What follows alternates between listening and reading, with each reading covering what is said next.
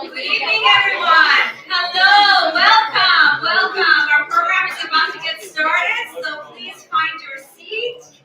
We're so thankful that you guys are all here tonight.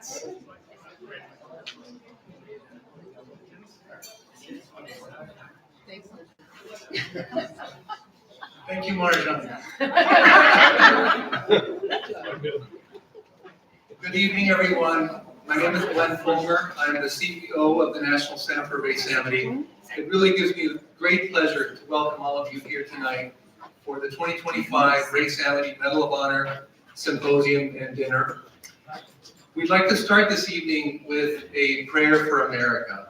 So Miguel is our volunteer to lead the prayer.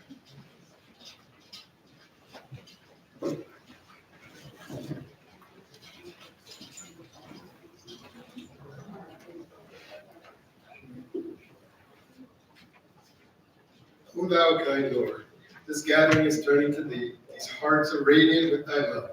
These minds and spirits are exhilarated by the message of thy glad tidings.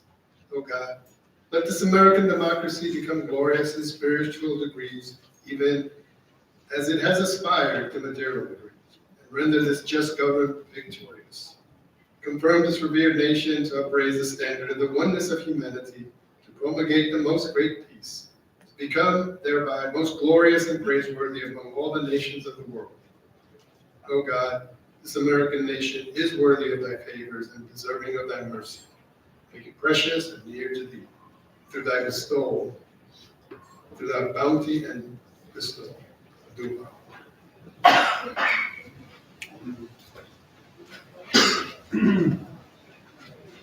Thank you, Miguel. So there's a copy of that prayer in your program book. It's a prayer from the Baha'i writings, the Baha'i sacred writings, but it really offers a very universal message of what is our highest aspiration for this nation. And really that's the purpose of our gathering here tonight, is to help our country move toward its founding vision, toward e pluribus unum, out of many one. And this sentiment is echoed in many of our founding documents of our nation. Our Constitution says, we the people, in order to form a more perfect union. So tonight we're going to be hearing from those and celebrating and recognizing some of those trailblazers and champions that have really shown us how to move toward a more perfect union. We will also spend a few minutes reflecting together about the challenging times that we live in and what it requires from us, a spirit of compassion and of connection to get us through and moving forward as a nation. I wanted to take a few minutes to acknowledge the sponsors and supporters that have made this event possible tonight. The TJX Companies is one of our longest standing corporate sponsors. I believe their Director of Community Engagement is here tonight. So I just wanted to acknowledge the support of TJX.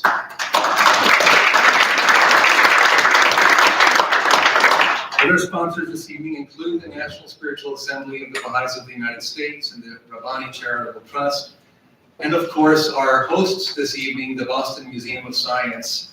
And it's because of their generous support that we're able to have our meeting here today in this beautiful space. The president of the museum, Mr. Tim Ritchie, is here with us tonight. I'd like to offer him a few minutes to offer his greetings on behalf of the museum.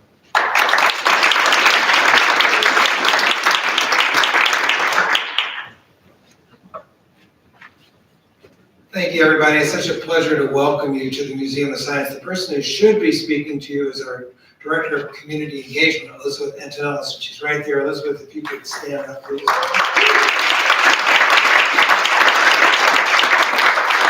She's given me the mic partly just to say how much what you do is consistent with the highest values of the Museum of Science. Our mission is to create to inspire a lifelong love of science in everyone so that we can build a world where science belongs to each of us for the good of all of us. Everyone, each of us, all of us. And in a world of 8 billion people, there are no exceptions. Not one. And the truth is that most of the world lives in great poverty. High quality science learning should be available to them as well. There are many divisions in our country and in our world. High quality science learning should be available to them as well. And it's not because we think that science itself is so wonderful. Science is just a tool that helps us create a future that is sustainable and humane. Science is what helps us solve the problems that we face. And every single person can do that if they're given opportunity. We do live in a world where talent is widely distributed and opportunity is not. So the Museum of Science comes together and tries to make that happen, and is really, really, really pleased to work with groups like Grace Amity and the awardees tonight. We have a wonderful relationship with the Ron Burton Training Village. Bless you in your work. And if we can be a convening place for that to happen, if we can be a connecting place where that can happen, we're glad to do so. So thanks for being here tonight. Thanks to Elizabeth for her leadership and some of our staff who are here. You're welcome anytime. Thank you.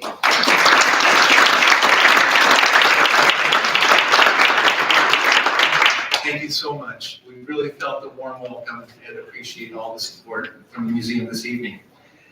Okay, so we are now ready to move on to the symposium portion of our program.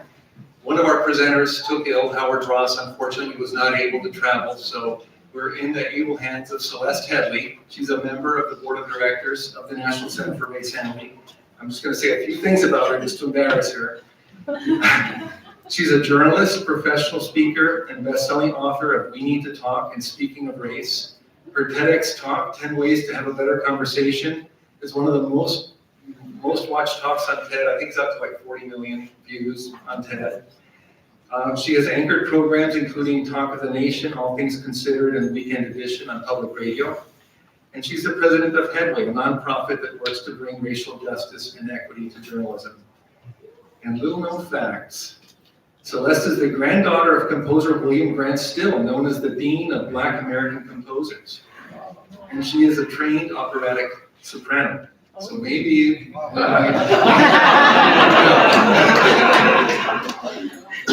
Thank you.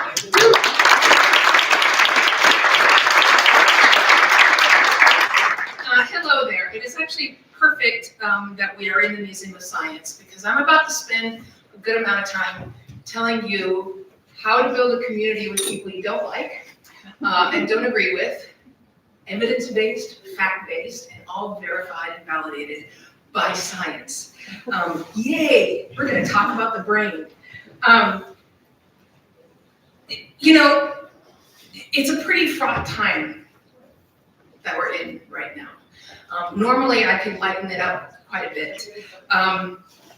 But we're all friends, right? We're attending an event that's presented by the Center for Race Amity. We're inside the Museum of Science, so we know a little bit about each other already, right? But today we're going to talk about the humans who would never attend this event. Why we need them, how to talk to them, how to work with them, and when it comes time to shun them, because that time sometimes comes. Howard Ross was going to explain how our nation became so polarized, how we got here, why human beings are prone to form teams and then fight for those teams. I'm here to tell you how to communicate across those team divides. So normally I structure these presentations so that I define the problem first, and then I explain why it's so difficult to talk to people, and then I provide the solution. But today we're gonna flip that, because the whole why this is happening part is the complicated part. That's the part we're gonna leave until where our brains are a little bit warmed up. You know, for human beings, talking it out is generally the answer. But sometimes social sanctioning, that is shunning, is also a pretty effective human tactic. And we're gonna dig into when it's time to talk, how to do that, but also when it's time to not talk anymore. So let me just start by saying that human beings make really bad elephants. On the other hand, elephants are really terrible humans. They are spectacularly bad, in fact, at being humans. Different animals have different needs, they have different skills, they have different senses, and they survive by leaning into their essential natures, right? Elephants survive by being as elephanty as possible. Elephants have 3 times as many neurons than we do. Much, much larger brains, but nearly all of those neurons are focused into the cerebellum.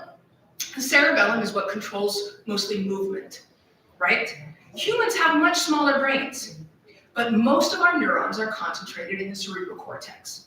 That's where we invested all of our eggs. Human brains do human things, not elephant things.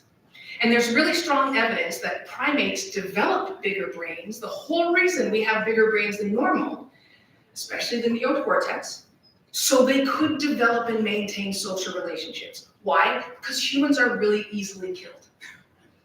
Right? We are not large, we are not strong, we're short, we're very slow. An elephant trunk is stronger than any human being's arm. We don't have defensive measures like claws or a thick hide or venom, right? We put all of our evolutionary eggs into the cerebral cortex basket because we were betting that as a group we could survive. And that is why belonging is the strongest need that a human being has after they have food, shelter, and water. Belonging. The problem with modern humans, with all of us sitting here today and the people that we're living in the world with, is that we have lost touch with our humanness. We regularly forego opportunities to connect with other people. These are things that would actually satisfy the need to belong and increase our health and the health of other beings. Perspective taking. Perspective taking is just listening to somebody else tell you their stories. It's dropped by 34% in the past few years, say 10 to 15 years. We are talking more than we ever have. That's because we have all of these platforms where we can talk, right? It makes it super easy for us to tell our own stories, but we're not listening to other people. Tech has made us think that everything is different for us. Tech has made us believe that we are in a different situation than all the generations that went before us, but we're not. Evolution just does not move that fast. We're not different. We are still the big-brained social animals that need each other to survive. Now, a few years back, Google spent millions of dollars investigating how to build the perfect team, right? Why? Because studies show that groups tend to innovate faster when they're in groups than when they're by themselves. They identify mistakes more quickly. They find better solutions to pretty much any problem. Now, Google believed, just like most of us do, that bringing together the smartest people possible was a great way to build a good team. They also thought that groups that are friendly with one another are better at working together, right? They'll work together better because they like each other. That makes sense, right? Both things completely wrong. 100% wrong. Instead of 2 years and millions of dollars later, the finding of their investigation was, and I'm going to read it to you. In the best teams, members listen to one another and show sensitivity to feelings and needs. There's 2 behaviors that all good teams shared in this investigation. Members spoke in roughly the same proportion. And good teams had strong social sensitivity. They were skilled at figuring out what other people were feeling based on their tone of voice and other cues. And they cared what they were feeling. One of the things that they did for these really high-performing teams was they had them all take the RMET test. That's the read the mind in the eyes test. They do this often to identify whether someone's on the autism spectrum. This is my test results. The Autism Foundation has made this free. You can go online and take an RMET test for yourself. It just is basically testing your emotional IQ. And the people in the best teams had a very high EQ. They were able to make other people on the team feel as though they belonged there. Back to belonging. Belonging, that sense of being accepted and welcome in a place, in a group, in an organization. Our need to be included, sadly, can be used against us. It is such a primal need. It can be weaponized. If someone doesn't feel included, if they feel isolated, it's really easy for a bad actor to indoctrinate them by promising belonging. We are hardwired for social connection, so we crave it. And if we do not find it in our own community, we will seek it out elsewhere. History shows that very malevolent forces can use this to their advantage. Hitler is just one example of that. And in order to prevent that from happening, we have to make sure we don't exclude people unless they really, really deserve it. One rhetoric professor said, yeah, it's okay to shun a Nazi, but you gotta make really damn sure they're a Nazi. I point out, by the way, this is not about liking anybody. It's not about becoming friends with anyone. There is little to no connection between how much people like each other and how well they work together. We haven't really been able to establish that connection. This is just about learning how to communicate across difference. That's it. Leaning into our human nature, which is our tendency to work together to solve problems. And unfortunately, the communication skills that we need to do that have weakened over the past 50 to 60 years. At this point, most adults, especially in the United States, have very limited communication skills. Few of us have the comprehensive communication training we need. All schools are constantly offering classes in public speaking and never in listening, which is what you really need to be a good communicator. Most of us have never even had good communication modeled within our own homes, within our own schools. And I can't fix that over the next half hour or so, but I can give you some strategies, scientifically validated strategies that will work in most cases. So first is you have to make the assumption that you're going to disagree. It is not possible. I don't care how much you love somebody, you don't agree on everything. The difference is, if we love them, we give them the benefit of the doubt, right? We let them pass. We don't do that if we don't like that person. Arguments are going to happen. So train for the argument. Expect it. Sadly, over 80% of Americans are conflict avoidant. It always cracks me up when people come up to me and say, well, I really hate conflict. I'm like, yeah, join the club. Everyone hates conflict. Everybody avoids it. That's not unique. And unfortunately, it's really damaging. And the whole framework of everything has two sides, there's two sides to every story, that's actually a form of conflict avoidance. Because if everything has two sides, you never have to work it out, right? You never have to solve it, because it's just gonna have another side. This both sides framework exacerbates polarization, it doesn't solve it. And I want to read you something that Adam Grant said. He said, that's largely because it's so easy for us to fall victim to binary bias, where you take a very complex spectrum of opinions and attitudes, you oversimplify it into two categories, and when you do that, you know which tribe you belong to of the two. The other side is clearly wrong and maybe bad. It just locks people into preaching about why they're right and prosecuting everyone on the other side for being wrong. But learning how to argue is actually very healthy for you. Couples who argue are more likely to stay together, a lot more likely to stay together. They have more advanced communication skills, while other couples tend to avoid the arguments, or they talk about stuff that doesn't matter because they don't want to get into the argument, right? Also, if you're not arguing, it often means you've given up.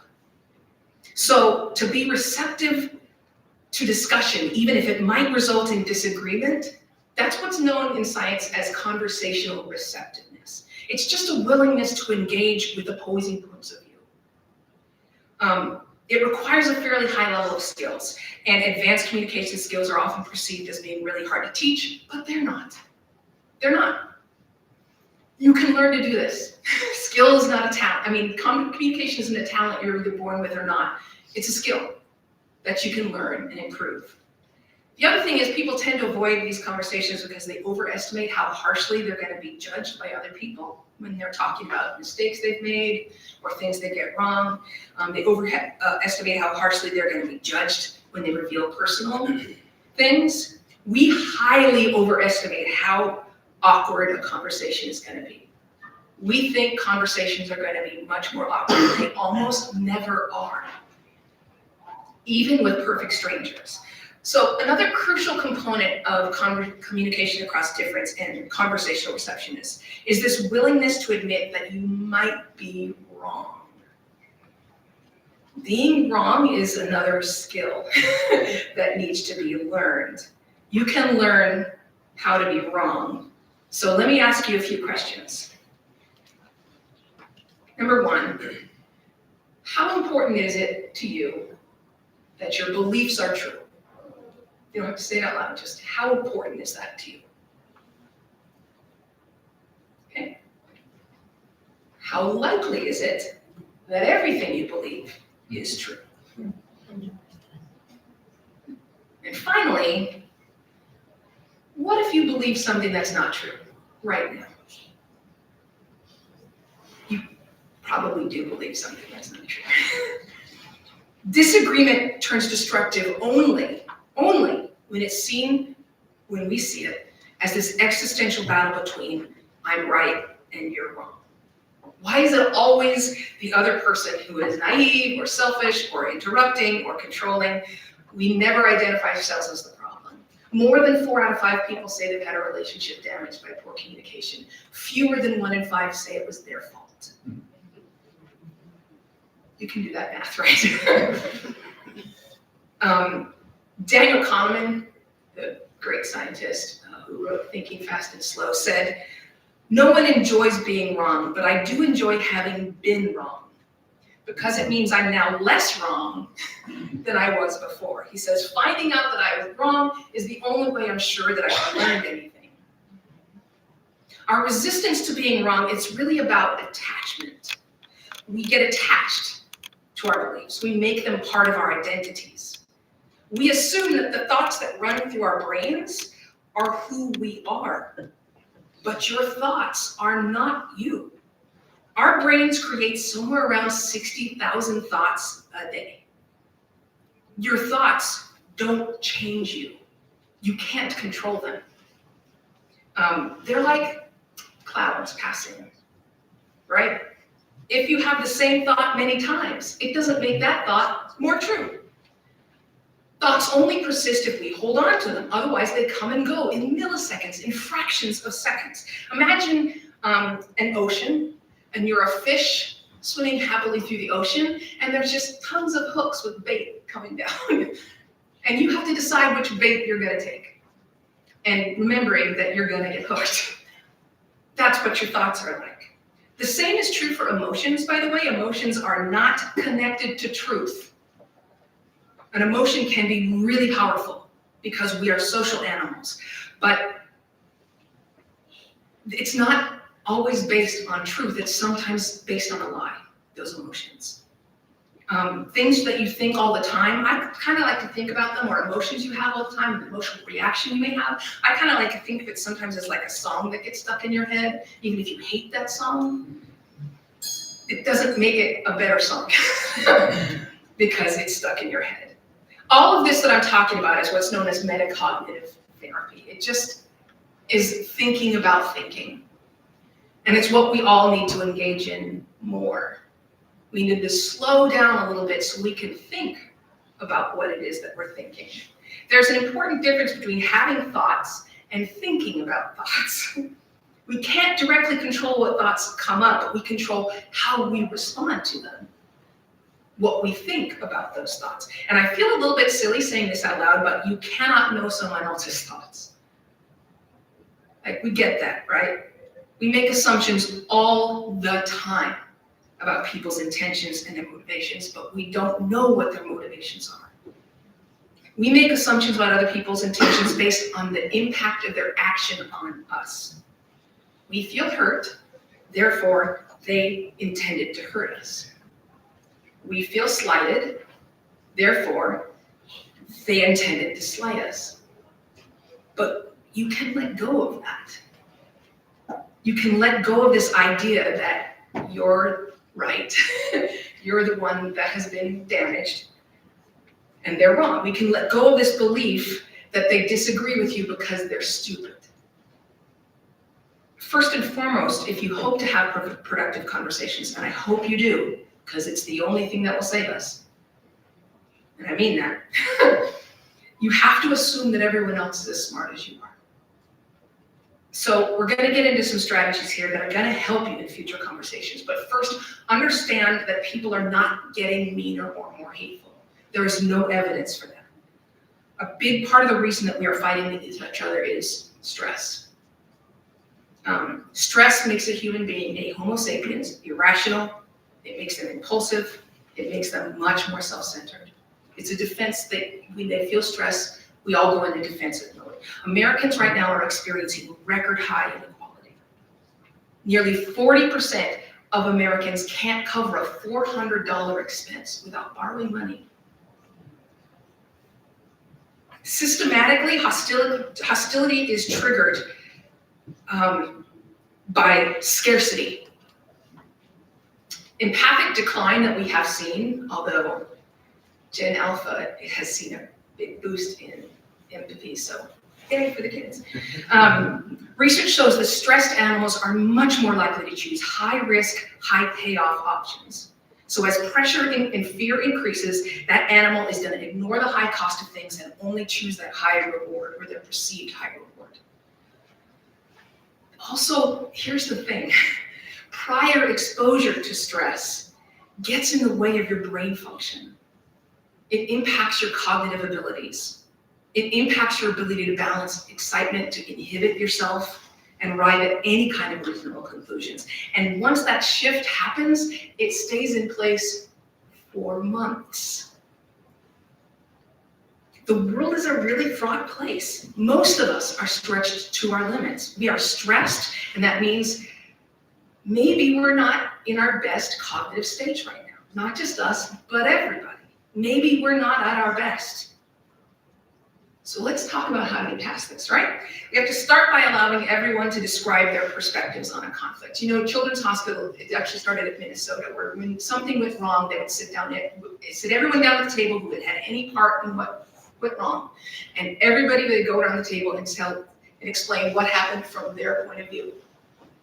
And what they realized by the time they got to the end is they often didn't even have to problem solve anymore. Because when you heard what happened from their point of view, you were like, oh, okay. That makes sense. That's something that we're not actually doing right now. And to be fair to all of us, very often other people aren't ready to do that. They're spouting talking points very often. But start these conversations by saying quite openly that you disagree and that is okay. I do it all the time. I'll be like, wow, it doesn't sound like we're going to agree on anything. Okay, let's do this. People tend to be more forthcoming when there's an escape hatch, meaning they know that you're not going to come to some kind of an agreement. When they know this in advance. For many people, realizing that they don't have to agree brings this sense of liberation, and it brings a certain sense of freedom. You can't move the conversation into a positive direction until the other person feels heard and understood, and they will not feel heard and understood until you've listened. When people are instructed to ask more questions, which is what I'm instructing you to do, the people who ask more questions are almost always perceived as higher in responsiveness, more trustworthy, more empathetic, more likable. It also makes the other person feel like they belong. Julia Minson is at Harvard Kennedy School. She says, questions makes you more likable, but the key is that you're showing that you're listening. Asking questions is less effective if they have nothing to do with what your conversational partner just said. So in other words, performative listening, smiling and saying, and just asking whatever question comes to mind is not going to help you. There's only one way to come to understand another person's story, and that is by being curious. Instead of asking yourself, how can they think that? You can ask yourself, I wonder what information they have that I don't have. Is there information they have that I don't have? Instead of how are they so irrational, you can say, how might they see the world so that their view makes sense? Certainty locks us out of their story. Curiosity lets us back in. The more you can relieve that other person of the need to defend themselves, the easier it becomes for them to take in what you're saying and reflect on the complexity of the situation. If you do not have a question, by the way, don't ask a question. Never dress up an assertion as a question. Do you have to drive so fast? Are you going to wear that? Right? That's turning an assertion into a question. People almost never change without first feeling understood. We need to understand the other person's story well enough to see how their conclusions make sense within it.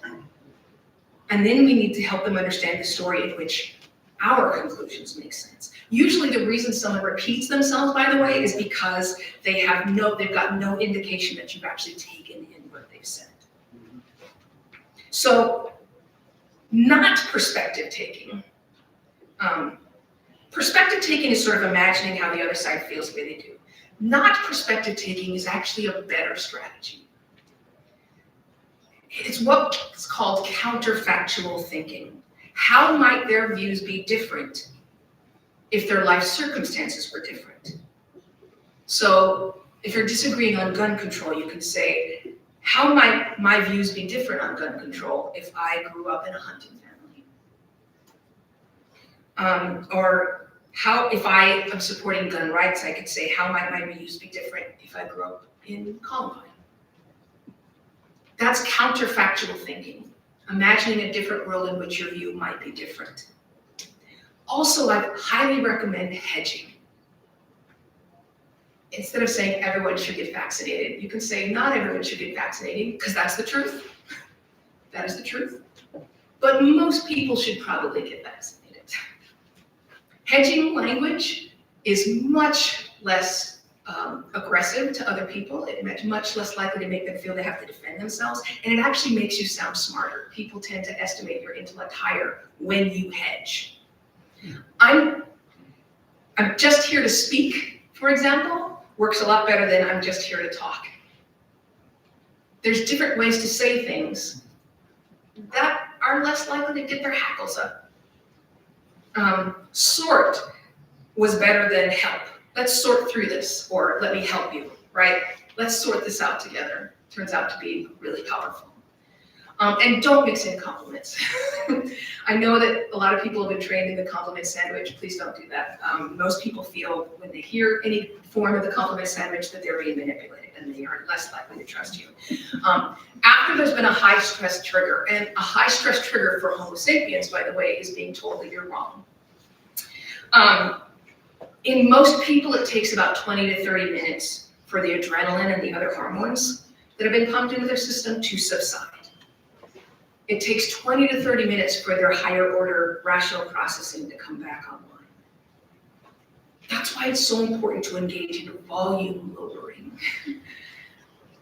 Psychologists will call it entrainment, right? It's downshifting.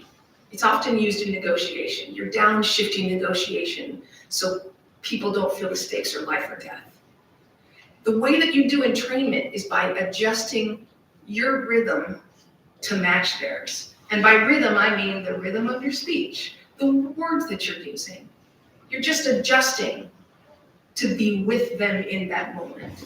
And the reason you're doing that, instead of saying, well, why don't they do that for me, is because I'm telling you all this, you know it, they probably don't. You can get them to break out of their frame of mind by forcing them to look into the future. What are you looking forward to? What's ahead? What's the best thing that can happen in 5 years? Current state of mind is often really difficult for people, so you can force them to look into the future. Now, as I mentioned, it's as important in some cases to learn how to talk to people as it is to learn when to stop talking.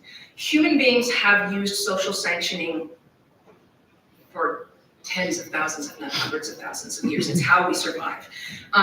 That's how we punish behavior that damages our community, and it's how we reward behavior that helps it, right? Sanctions can come in the form of fines, it can come in the form of imprisonment, but what I'm talking about today is social exclusion. Social exclusion is a shockingly effective tool, but it is dangerous because it is so effective. Humans need to belong. We have to. If we do not belong, we die. That is the truth. Being excluded, therefore, is an existential threat, and that means that our nervous system associates exclusion with the fear of death. And that's why we talk about inclusion, by the way, because exclusion is really damaging. But when someone has committed an act that is damaging, social sanctioning can be the appropriate response. And that is when someone has caused a moral injury. Not when someone's beliefs are immoral or harmful, but when they've acted on those beliefs and actually caused harm. That's what we're talking about here. The concept of moral injury comes from military research. It describes a particular kind of emotional damage that is deep and lasting. Moral injury is caused by a threat to one's morality, like harming a child, or destroying a school, or destroying a place of worship, going into a place of worship and taking people's lives. It also very often involves some kind of betrayal. When someone suffers a moral injury, all trust is decimated. Moral injury means no sense of trust. It also means no sense of self-respect. Moral injury not just decimates your trust in others, it decimates your trust in your own humanness. Moral injury is a trauma response to witnessing or participating in behaviors that contradict your moral beliefs in high-stakes situations. So there's acts of commission. That's when an individual does something that shouldn't have been done. There's acts of omission, which you failed to do something that needed to be done. And there's betrayal. Betrayal, where you've been betrayed by a higher authority in a high-stakes situation. This is where we are. This is the world that we're living in right now. But when you suggest individual-focused solutions to systemic problems of moral injury, it only adds more damage, as in young people can't afford houses, well, stop eating avocado toast, right? Americans can't afford healthcare, why don't you lose some weight? That really exacerbates the problem. When there has been a moral injury, social sanctioning is not just appropriate, it is necessary. And we are not engaging in social sanctioning. We are still inviting people who have done moral injury on talk shows and podcasts. We're still clicking on their links so that they get revenue every time someone clicks on the link. Social sanctioning is shunning, and it only works if the people shunning them are those that they want to spend time with, right? Russell Vogt doesn't care if I shun him. Their friends and their families, right, who need to sanction them. And here's the crucial part. Social sanctioning only works if they are told precisely why they are being excluded and what it would take for them to be welcomed again. Without those two things, social sanctioning doesn't work. You can't just ghost them. You can't just, stop following them on Instagram. You need to send a note that says, I'm not inviting you to dinner because you donated to a neo-Nazi organization. And I can't support your actions that endanger other people. If you cut all ties with that organization, you're welcome to dinner. This includes bullies, which is another thing that we're experiencing right now. Bullies have to be sanctioned. And I know there's a lot of business leaders in here, and the fact of the matter is that over 80% of business leaders tolerate bullying. Not only do you have to sanction a bully because you're punishing them, but also because you don't want their behavior to influence other people in your group. People talk about bad apples all the time, like there's one rotting piece of fruit in a basket of really beautiful apples, but that is not what it is. The saying is, a bad apple spoils the bunch. You can't leave the bad apple in the basket. You gotta get it out of there. Research into bullying in children shows that aggressors learn as early as 3rd grade to start repeated conflicts. Most kids will submit rather than engage. Why? We're conflict avoidant. Remember that part? Experts say that kids don't actually like those children, but for those kids, it is a sign of dominance. Aggressive kids set the standards. They control the resources. What sets these kids apart in research is their tendency to think strategically about manipulating other people. Bullies are not motivated by group goals, they're driven by self-interest, and that's often at the expense of communities. And because toxic individuals hold an outsized amount of power within any organization, they cannot be allowed to remain a member of a community while they actively destroy it. They have to be isolated. But again, if you do this, you have to make sure you're punishing behavior and not beliefs. And make sure you have clearly articulated what it is you're punishing and what changes need to be made into the fold. You can't just talk things over with them, by the way, and say that was bad, and then drop the issue and move on. We're talking about disruptive behavior, right? You're not gonna argue over value judgments. You're just gonna say, did they disrupt the environment or not? And we're gonna focus not on their intention, because there's no possible way to know their intention, but their impact. We never talk about intention because we don't know what your intention is. It doesn't matter if somebody says it was just a joke. It doesn't matter. That's not the question. The question is the impact. One professor told me that in order for you to bring a bully back into the fold, they have to stop being a bully. Right? They can't just acknowledge that what they've done is wrong, what they've done is hurt somebody. When someone's excluded from a group, they naturally look for another community to join. That's why it's so important that you're strategic if you're using social sanctioning, and you're only doing it when it's behavior and not beliefs. You can inadvertently push someone toward extremism if you're not careful. And that's the last thing I want to say. Then we'll take some questions, then I'll move on to the next serious part of the symposium. We have to offer people an alternative. For Homo sapiens, there's no such thing as mental health separated from physical health. For our species, mental health is just health. Our mental health is what keeps us alive or doesn't. You can't tell someone to abandon their community because that community's beliefs are hateful and wrong. But also, you're not welcome with us because you're awful. That will never work. They will never leave one group unless there is another community ready to welcome them. Human beings have only survived through community. It literally is the only way that our species has survived. And we haven't been on this planet all that long. Dinosaurs were way more successful than we are. Noam Chomsky says at this point, we don't know if we're a viable species. And part of the reason I don't think we're viable, did it again, is because this thing that has kept our species alive is the thing that we're not doing. We're not working together, and that's the only thing that has protected us on this planet. Without each other, we are toast. So the focus in any activism, in any change, in any progress has to begin with community building. Because if you're not building a community, you will not succeed. Okay. Questions on this portion?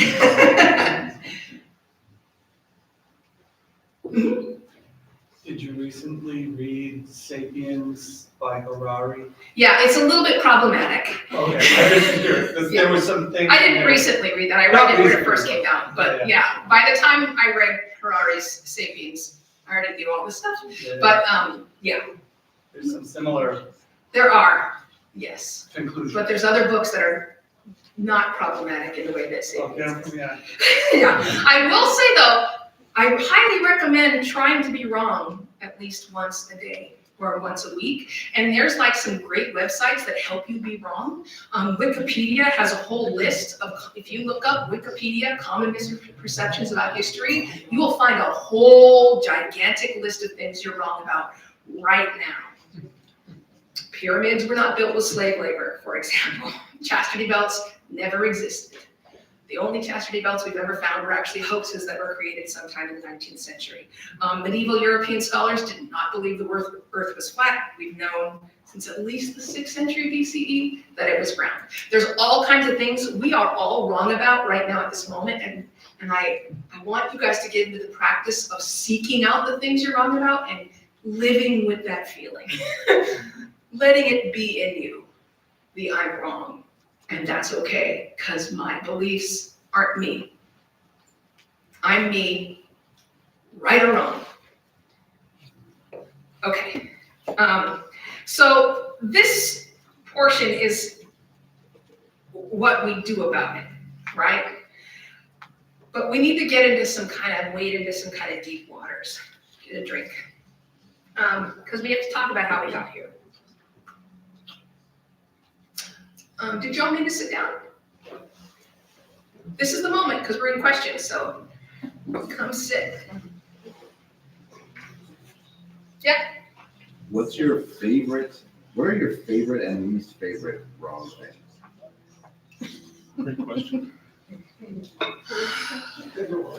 Sorry, I mean, I feel like maybe That's tough. Yeah. The things that are wrong are oftentimes the things that somebody told me about how to do stuff around the house, like a quick hack of how to clear your drains, and it turns out it's complete crap.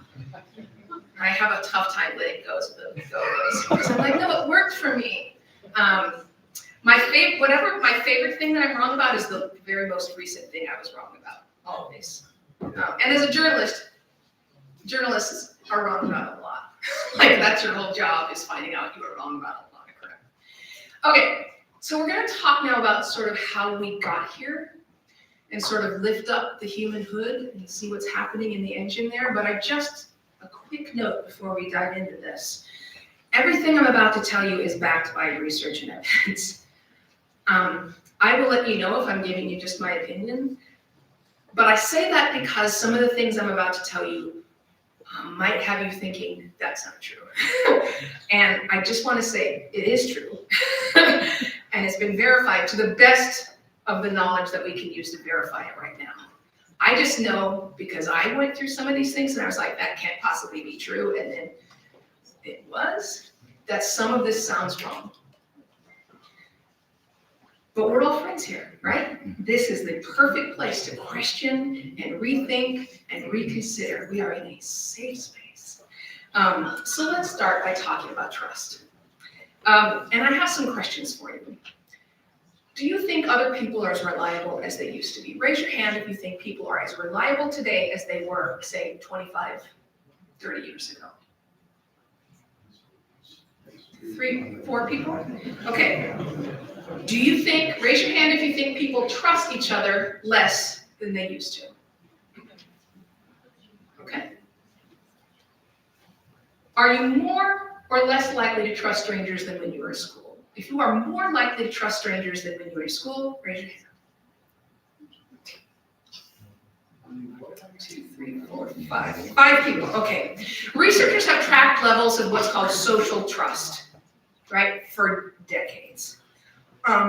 It's not a surprise, I'm sure, to anybody that our trust in each other is on the decline, and it has been. In the early 1970s, more than half of Americans believed that most people could be relied on to do the right thing. Even in the 1980s, most of us felt people were pretty trustworthy. Now, fewer than 1 in 3 people think others can be trusted. Wow. Yeah, it's a massive drop over a pretty short period. But the thing is, having trust in other people is really good for your health. This shouldn't surprise you, right? It's evolutionarily favored. If we survive in community, then trusting other people is probably good for our species. Scientists can actually draw a direct line between longevity and social trust. Americans who are suspicious of others face a higher risk of premature death. And we're talking double-digit higher risk. The data from Pew Research shows the level of trust in government is dropping. I don't know how further it could drop. So this is over time here.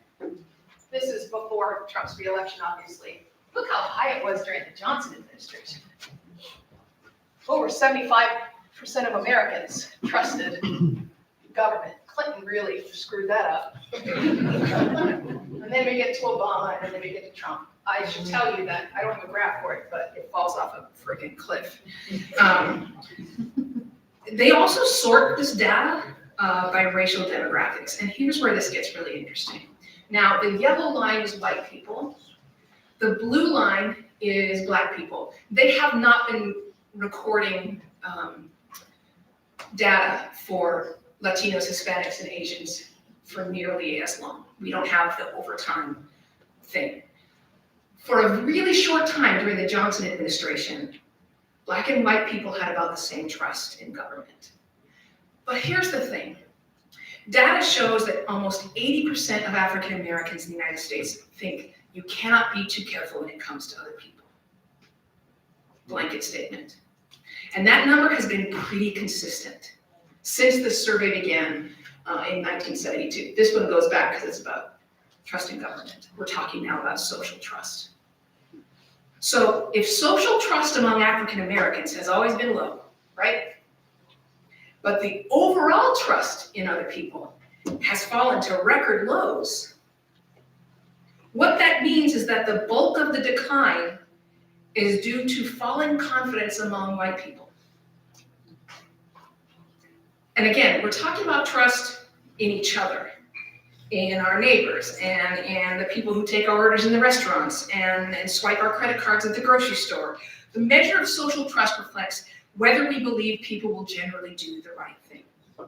Leave their insurance information if they dent your car. Wait their turn in line at the post office, right? Wear a mask if they haven't been vaccinated.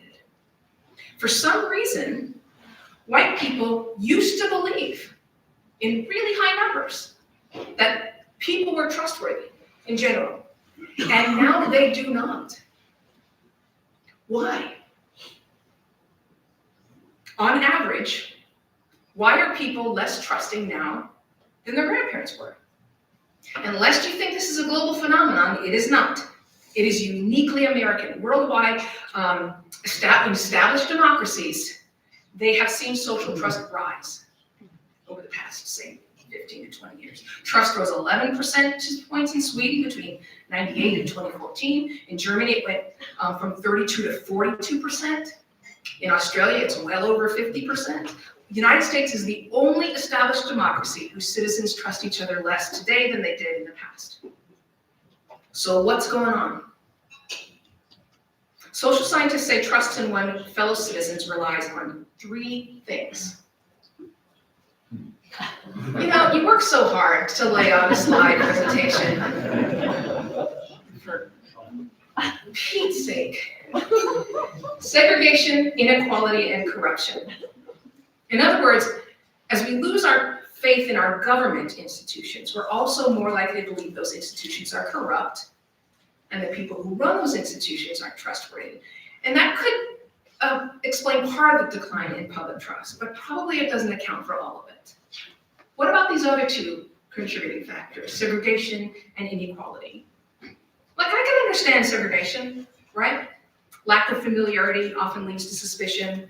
Humans tend to fear what they don't understand. We're less likely to understand those we keep at a distance. But what about inequality? Why would income inequality influence how much I trust my coffee shop barista, only sanitation worker? Now, we don't know this. We don't know the answer. There's no research to back this up, but I will give you my personal opinion. Rising inequality makes it really hard for people to survive. And that makes it more likely that people are going to struggle, which in turn means there's a lot of people who are feeling desperate. And when you're desperate, your amygdala kicks in. Your thoughts are controlled by the lizard brain.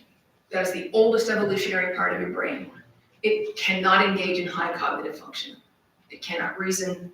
It cannot think again. That's for the outer folds of your brain, like the prefrontal cortex. Your amygdala interprets the entire world through fear and threat.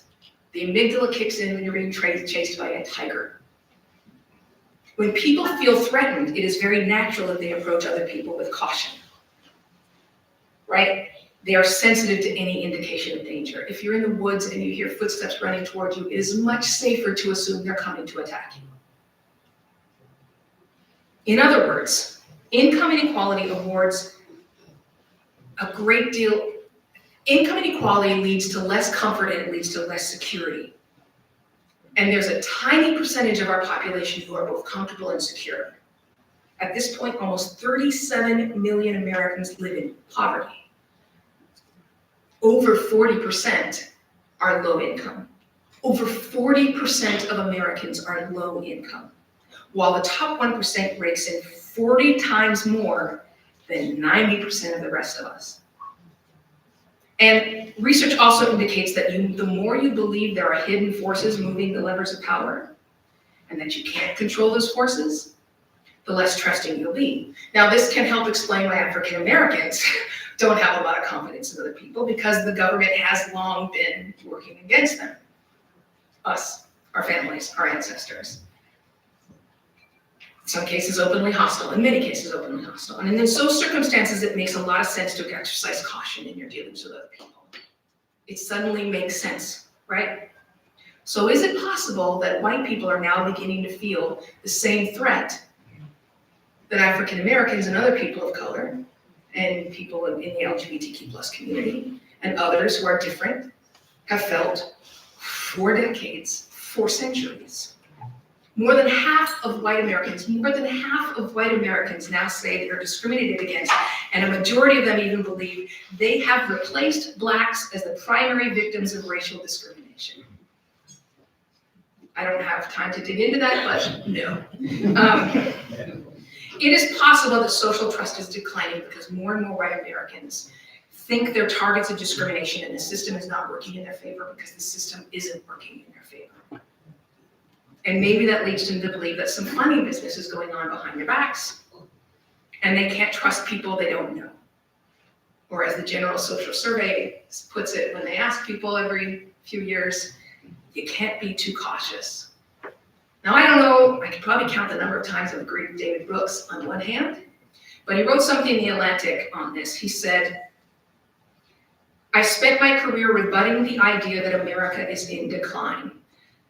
But the events of the last 6 years, and especially 2020, have made clear we live in a broken nation. The cancer of distrust has spread to every vital organ. The nation is broken. And lack of trust among citizens is actually a really glaring indicator of that. I think the US has always been inherently unequal and segregated, and because its institutions are rife with racism and corruption, maybe African Americans were right all along. But it's only recently that white people have joined them in those views. Now, unfortunately, that has led us to mistrust the wrong people. We're not trusting each other. It is tragic that social trust has declined as governmental and institutional trust has declined. Because the decline in social trust will kill us. And I'm not speaking apocryphally. I'm preloading, I'm front-loading the bad news. There are solutions to all of this. One of the biggest dangers is that you don't feel that you can rely on the people around you. And it makes you feel isolated, and you feel that you're alone, and you don't feel as though you belong. And that is dangerous because as a Homo sapiens, you need to have a community. A Homo sapiens without a community is not a healthy human. Humans naturally form groups. And we would do it within seconds, literally. If you bring people into a research institution and put them on teams, they will become shockingly loyal to those teams they just joined. Atul Gawande, we're talking about how important social connection is for us, this thing that we're avoiding, because I've seen a ton of people get a phone call and decline it and then text back, what's up? This thing that we're avoiding, that we need, the surgeon Atul Gawande, he's the one that wrote the checklist, he says, without sustained social interaction, the human brain may become as impaired as one that has incurred a traumatic head injury. So attachment theory, I mentioned attachment before, how we get attached to our beliefs and believe they're part of our identity. Attachment theory is usually used to explain relationships between parents and kids, right? We've used attachment theory to talk about a developing child, but it also can explain people's attachment to groups. It can even explain people's attachment to symbols, a Confederate flag, for example, why that becomes so important to them. The object confers a sense of security and familiarity. And as with so many things, attachment to people or objects is not inherently bad. It's usually a coping mechanism for us. It's usually perfectly healthy. A child becomes attached to a stuffed elephant, they feel comfort when they're holding that toy.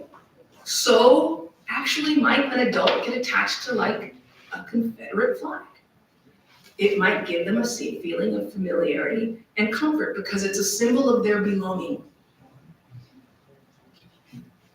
The attachments that we form because of a need to manage terror, though, the terror of being excluded, the terror of being under threat, the terror of not having the money to cover your bills.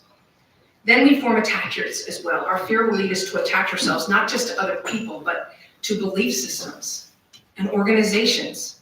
And sometimes that can be helpful. Sometimes it leads people to become climate activists or join an anti-poverty group, or join the National Center for Race Amity. But it can also lead to them joining the Proud Boys. Sometimes people become attached to their homes because they can leave it to their children when they die, right? They're attached to something which is bigger than themselves.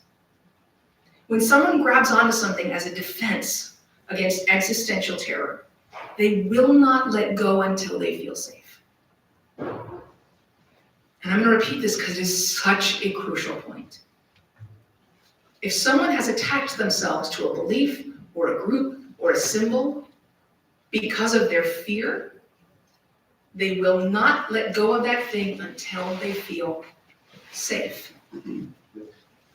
Attacking a person who's attached to an ideology will always backfire.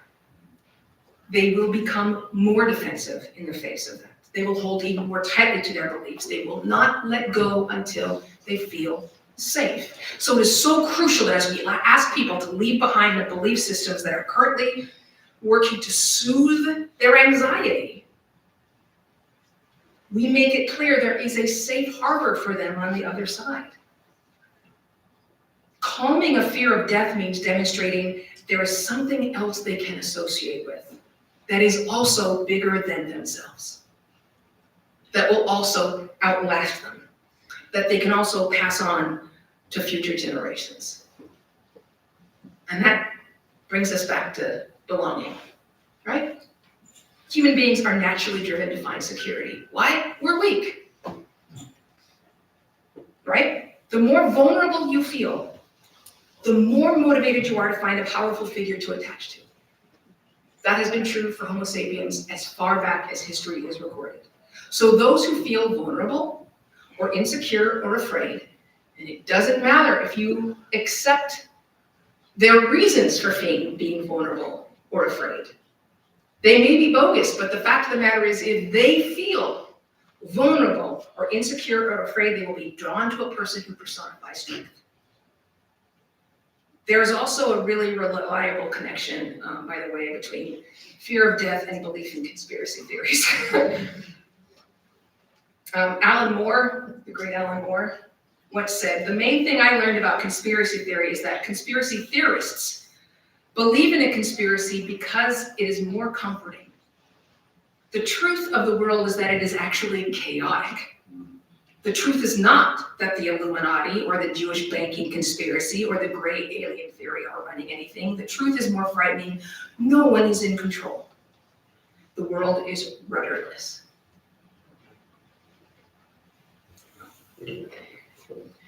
So I'm going to wrap up here. But all of this is just to say that A, there are ways to get through this. We can reach across these divides and make the connections that are human at their core. If we can set aside the worry about their beliefs and go back to their belonging, they need to belong.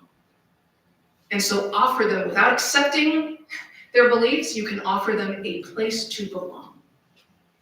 And you don't have to like them. Yeah, what time is it? 25. 6:25. Okay, so we're doing, okay. Yeah, okay, we were supposed to have the writers' meeting. Okay, sorry, I just had to check the run of show. Anyhow, this is all just to say that as you move forward, you can do this. And you're not gonna be able to do it every day, because we're all exhausted. There's gonna be days when it's not in you, when you're the one that is vulnerable and afraid and insecure and just freaking tired.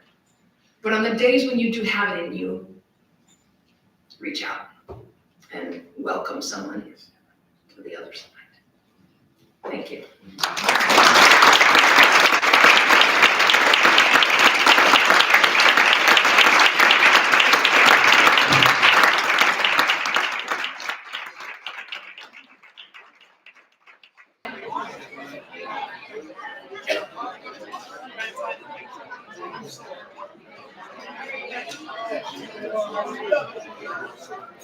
Okay, everybody, I think we can get started with our program.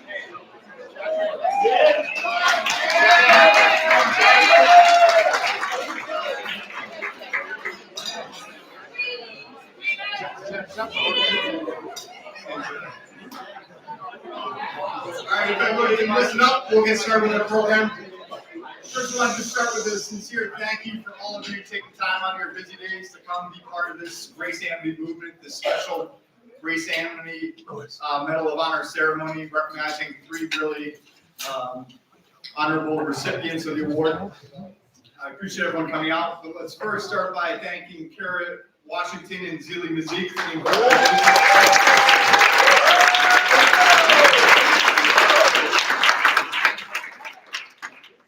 Kara and her band is generally the full band's a 7-piece all-women band. They play world music and really talk about the history of where the music is from and the people that created the music.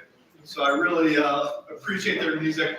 I kind of feel like if Race Amity had a house band, Zili Mazik would be our house band.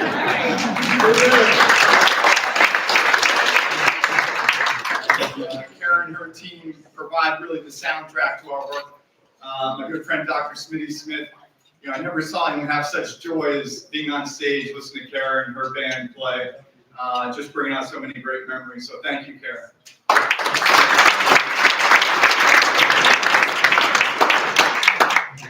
I also want to thank the Boston Museum of Science. What a beautiful space we have here. The museum hosted us through generous donations, so their generous donation really made this day possible. So I want to thank the Director of Community Engagement and Outreach, Elizabeth Antonellis.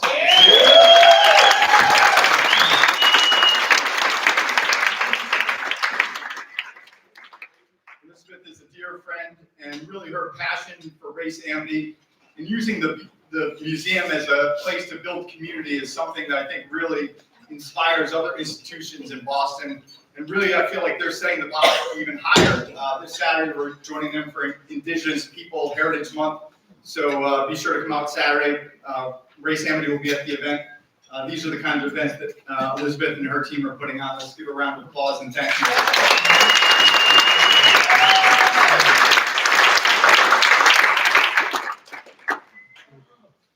I'm confident everyone will leave inspired and uplifted by the stories of compassion, empathy, and focus on bringing people together our recipients have done through their work. And I look forward to kind of bringing the 3 of them up. First, we want to take a minute to talk about our dear friend, Dr. William Smitty Smith. I was blessed to have a close friendship with Smitty. Many of you had the opportunity to meet Smitty and was blessed with that opportunity. Smitty is someone who grew up in the South, very poor in the South, but was a lifelong optimist. He faced incredible racism, incredible odds against him. And someone like myself or many others may be filled with hate for some of the things that he had to face and overcome in his life, but it just filled him with more love and compassion for others. Smitty always worked to kind of bring people together. He always saw the good in people. And he really started the National Center for Race Amity in 2010 at Wheelock College to really tell this other story. Smitty would tell groups like this that, we all know the history of racism and slavery in this country. It's well known, it's deplorable, it's something we have to work to overcome every day. But Smitty wanted to really focus on this other tradition, a tradition of people from different races, backgrounds, religions, coming together through deep, personal, loving friendship and working together for positive social change. So he really made it his life work to tell that story and to create opportunities like this for people to come together, create new friendships, meet new people, really have amity together and work for positive social change. So that's what Race Amity is all about. And we thank our founder, Dr. Smitty Smith.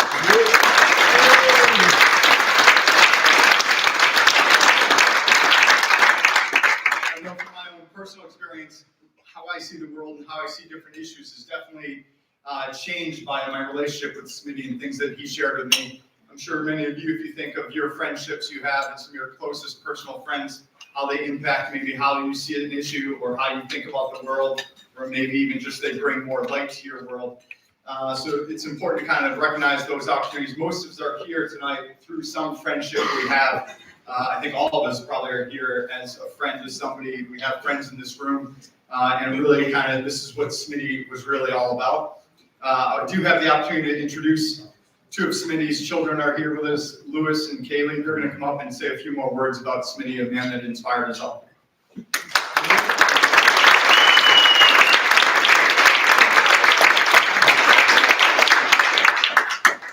Good evening. Thanks everyone so much for being here.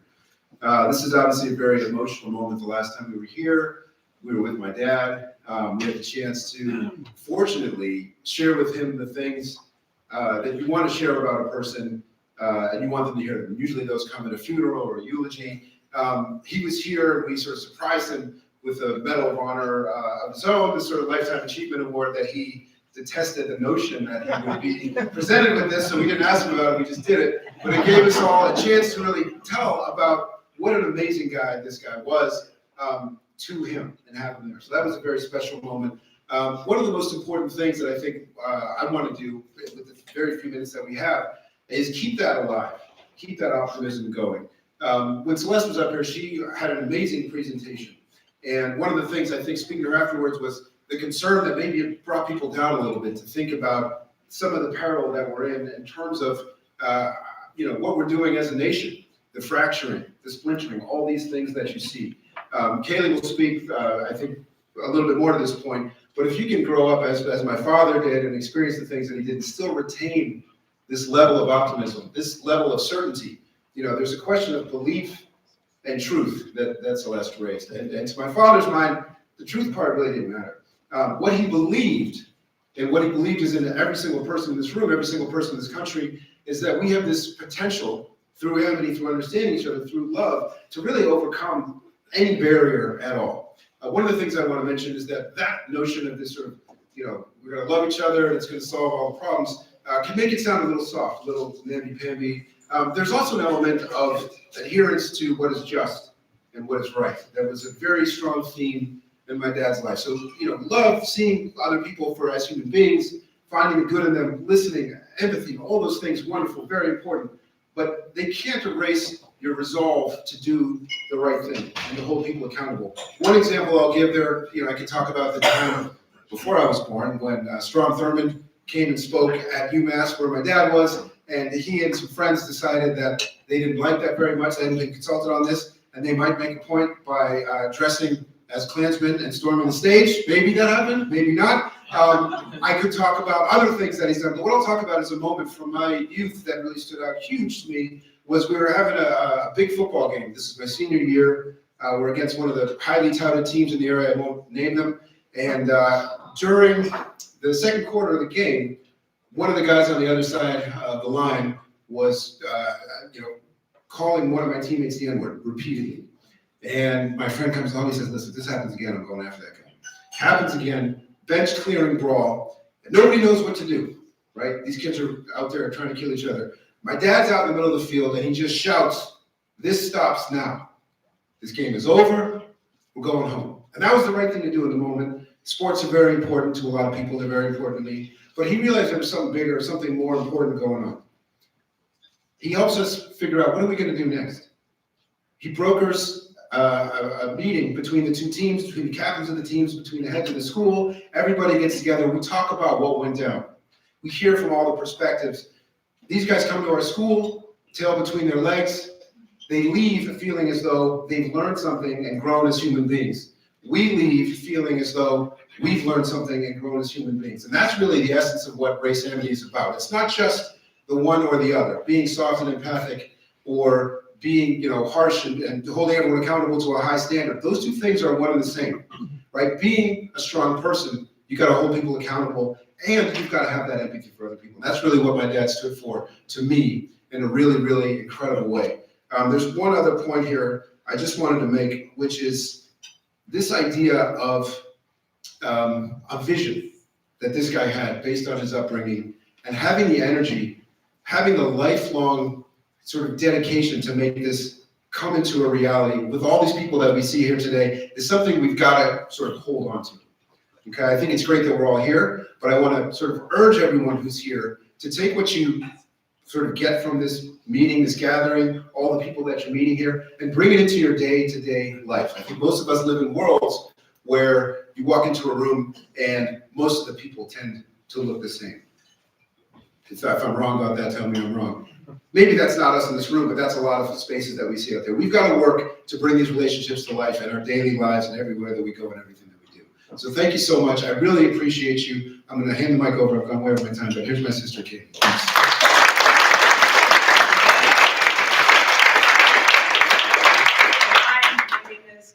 Napolitano, and I'm Smitty's oldest child.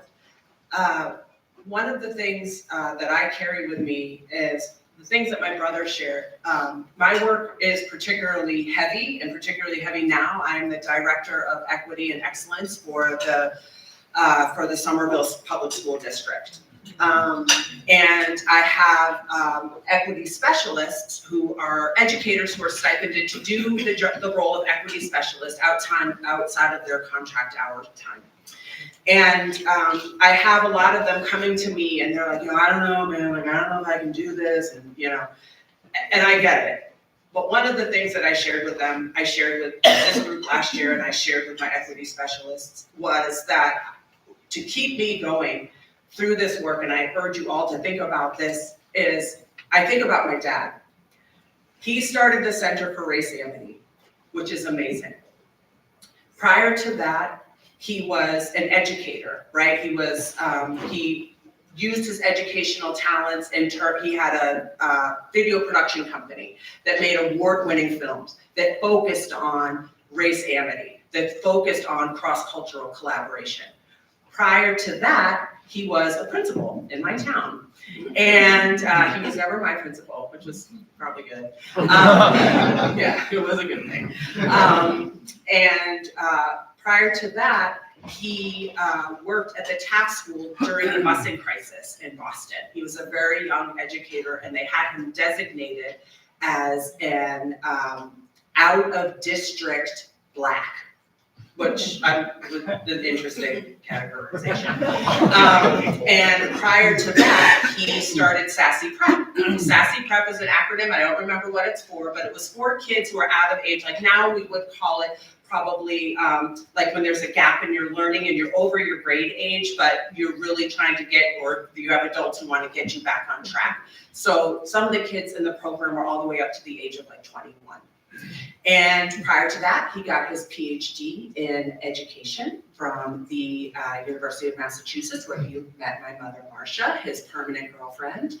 And prior to that, my dad was in Vietnam. He did a tour of duty in Vietnam. He went as a conscientious objector. He did not carry a weapon. He was 19 years old. He was from Greenville, South Carolina, so they made him a medic, which was an interesting choice. So they made him a medic. And the reason why my father had to go to Vietnam is prior to that, he had been recruited by Wake Forest in North Carolina. And he and 4 other gentlemen were the first African Americans to play football in the NCAA in the South. They called them the Jim Crow Killers, and they integrated, quite literally, or why we have people of color playing in the NCAA today. And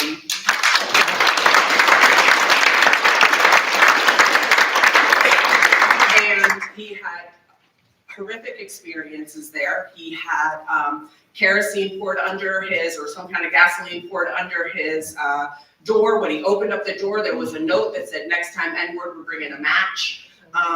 He was not permitted to play in games because he fraternized with white people, particularly white women who were his friends. He was a member of the Baha'i faith, which is very much into cross-cultural collaboration. And so he was benched for a lot of games. Now, instead of him being very angry about that, I remember him telling me this, like I was like 12, and I was like, whoa, like this is heavy, man.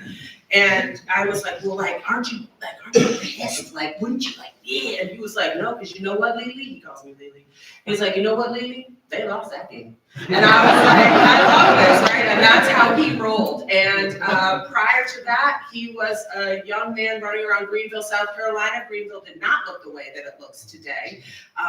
He grew up adjacent to a neighborhood they called the Dirty 30s, because there were just literally shotgun shacks. And there was a lady named Big Wanda, and she had a liquor house. And he and his friends would go in there, and they were not of the age to drink liquor. They would steal stuff from Big Wanda. I share all of this because I want to just give a bit of an insight as to who he was and some of the things, and that only scratches the surface of the things that he overcame. And despite those things, despite being in a world for certainly in his young life, all of his life, but particularly concentrated in his young life, he chose not to turn his back on people. It would be very easy to look at people who treated him badly, predominantly were white people, and say, you know what, man, I'm not messing with these people. He didn't do that. He married a white person, in fact. So I just want to say that when you're feeling down and you're feeling like this is heavy and I don't know that I can do this, like if Smitty could do this in the way that he did it with the grace and the love, we definitely can do it. And we owe it to this world that he worked to create for us to feel safe and brave and bring our own selves. And for young people like you guys, to bring your own selves, your whole selves to where you are, please just remember, or find a Smitty, I mean, good luck, but find someone like a Smitty who keeps you going, because it is so, so worth it. Thank you.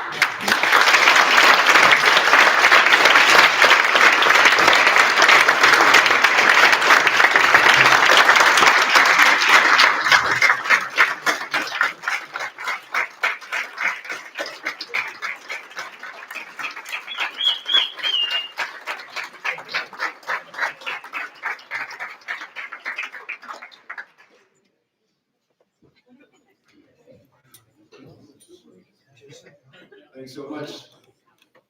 Amity. That was great. We're going to now move to introducing our Medal of Honor recipients. I have the honor of introducing our first recipient, Dr. Randy Gottlieb, who has founded an organization and nurtured it and grown it into something absolutely incredible called Unity Works, that the NCRA has adopted. And just a quick word about what Unity Works does, the way that dovetails with the mission of NCRA is it's all about understanding what is this thing that we call race, and deconstructing it and letting people understand that culture is one thing, but race is really an illusion. And the silver bullet there is the fact that in today's world, I think of it as the anti-DEI. So just stay with me for a second, which is, right, the biggest criticism, the biggest critique that folks have about doing DEI work, right, that evil thing, is that you're dividing people because you're talking about people's identities. And why do you need to do that? Why do you need to label things? I don't see color. You're just making this stuff up. The more you talk about it, the worse it's going to get. All these arguments that people have and they're genuine. I think some people genuinely feel this way. This work that Randy has really created, and it's incredibly well researched, incredibly sound, incredibly tight. It can be presented in 2.5 hours a day, 5 days. A colleague of mine was at a workshop of hers. This is a guy who runs the Nationwide Minority Conference of College Counselors. He's done a ton of this stuff. He said that is hands down the best workshop I've ever participated in.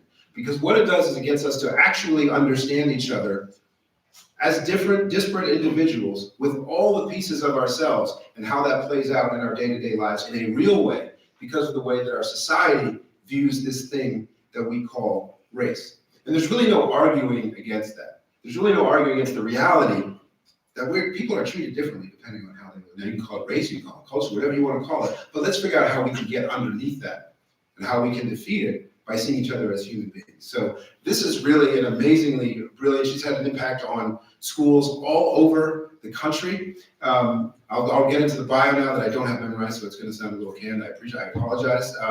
She's the founding director and lead trainer for Unity Works, which I just described to you. It works through K through 12 schools. Her extensive career includes roles as a teacher, a principal, a university professor, an executive director of the Empire Program, which supported multicultural program development in all of Washington State's schools. Dr. Gottlieb also co-founded the Mona Foundation, supporting educational development and raising the status of women and girls all around the world.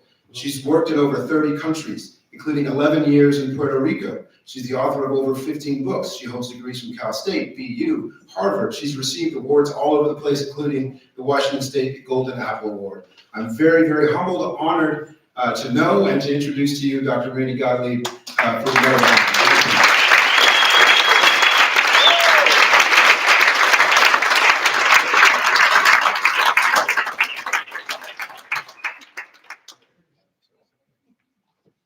Lewis and Kaylee, thank you for the beautiful memory of your dad was so special to all of us. So, I have my notes.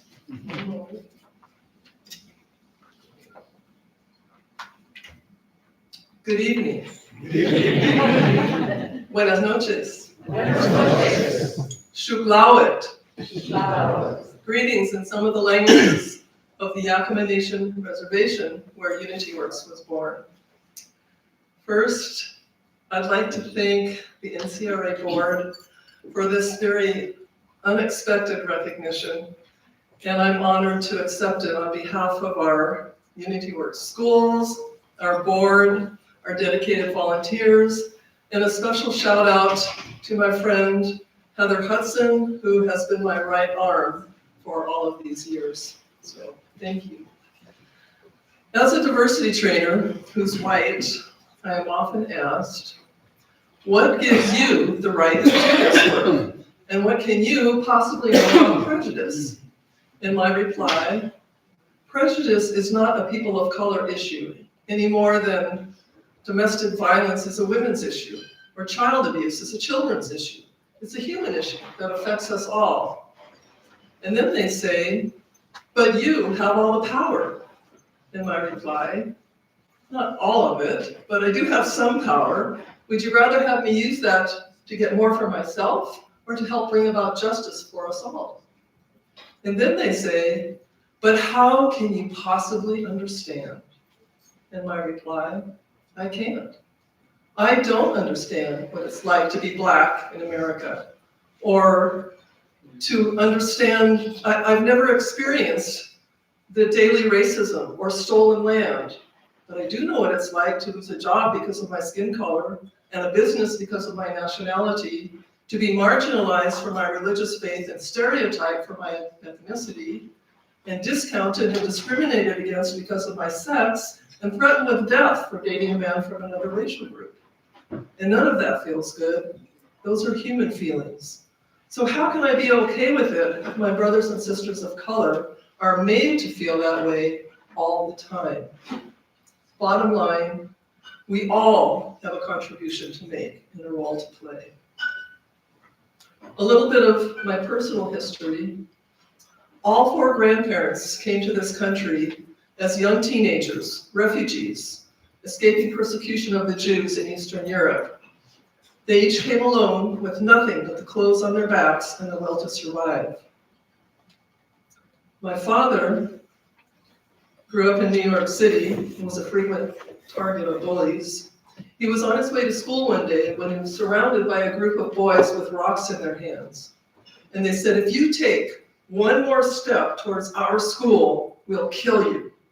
And he turned around and went back, and that was the end of his educational career, formal education. My mother graduated college with a teaching degree and moved to California with a job offer in hand. And the principal had told her to come a week early to fill out all the paperwork and set up her classroom.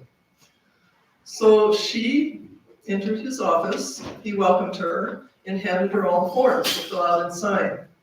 Jews had been taught to leave the space for religion blank. When the principal saw that, he said, "You're a Jew." Tore up the contract, told her to get out of my office and to never return. And that was the end of my mom's teaching career. A few months later, my parents met, married, and produced me. I had no choice as to whether I wanted to be Black or white, tall or short, male or female. They didn't even ask. And I suspect that many of you had a similar experience. I grew up in a white suburb of Los Angeles. We all spoke the same language. We celebrated the same holidays. We shared similar political and religious beliefs, and we all had the same skin color.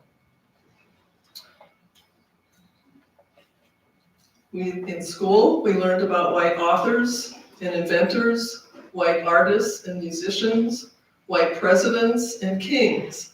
And we didn't even notice that women and people of color were essentially absent from the curriculum.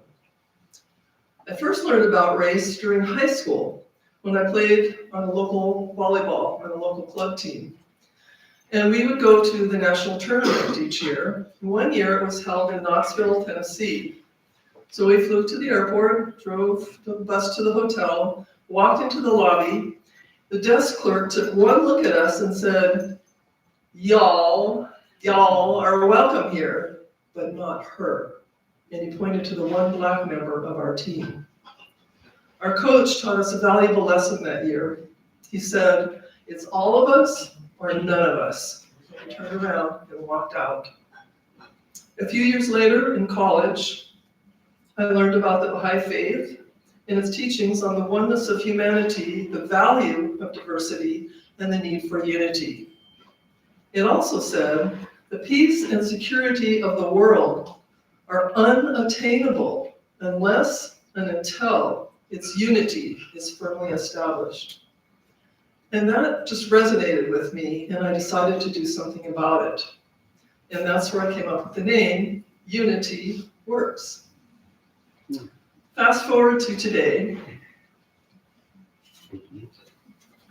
It feels like the entire world is getting more disunified by the hour, but I still have hope. Maybe what we're seeing is like the last weeks of winter, where the hard ground is being plowed up so the new seeds can be planted, or the labor pains before the birth, where the contractions are getting stronger and stronger and closer together, and you think, I can't take it any longer, but you can feel the baby kicking inside. Now is not the time to give up. Work with me on this, men. We need to keep pushing and breathe.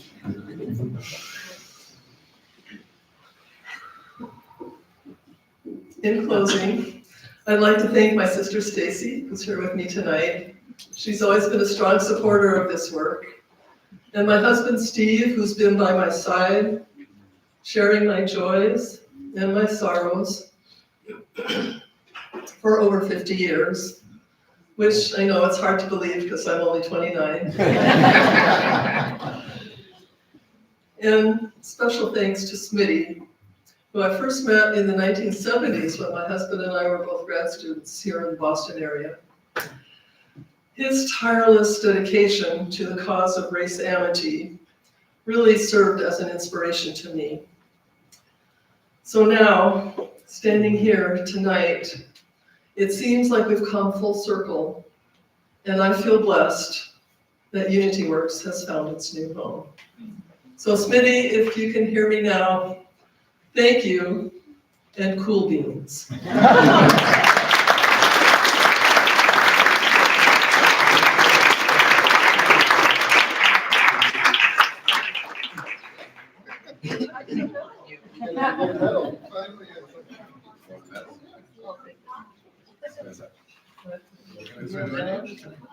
Oh, we used to have.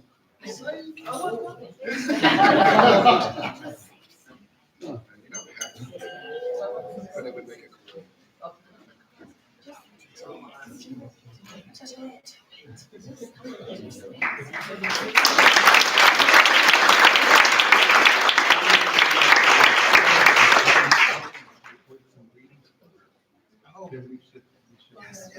Yes, please.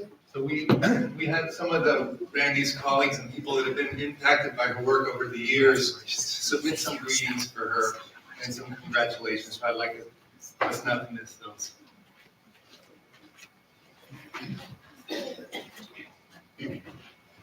Hi, my name is Lorenzo Alvarado. I serve as a board member for the Unity Works, and I've also had the joy and honor of co-presenting with Dr. Randy Gottlieb on many occasions over the years.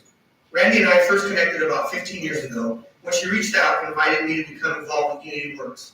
From the beginning, I was drawn in by her vision, her energy, and her deep belief in the power of unity. Since then, I've worked alongside her on a wide range of professional development opportunities, all designed to help educators and communities create more inclusive, respectful, and welcoming spaces for everyone.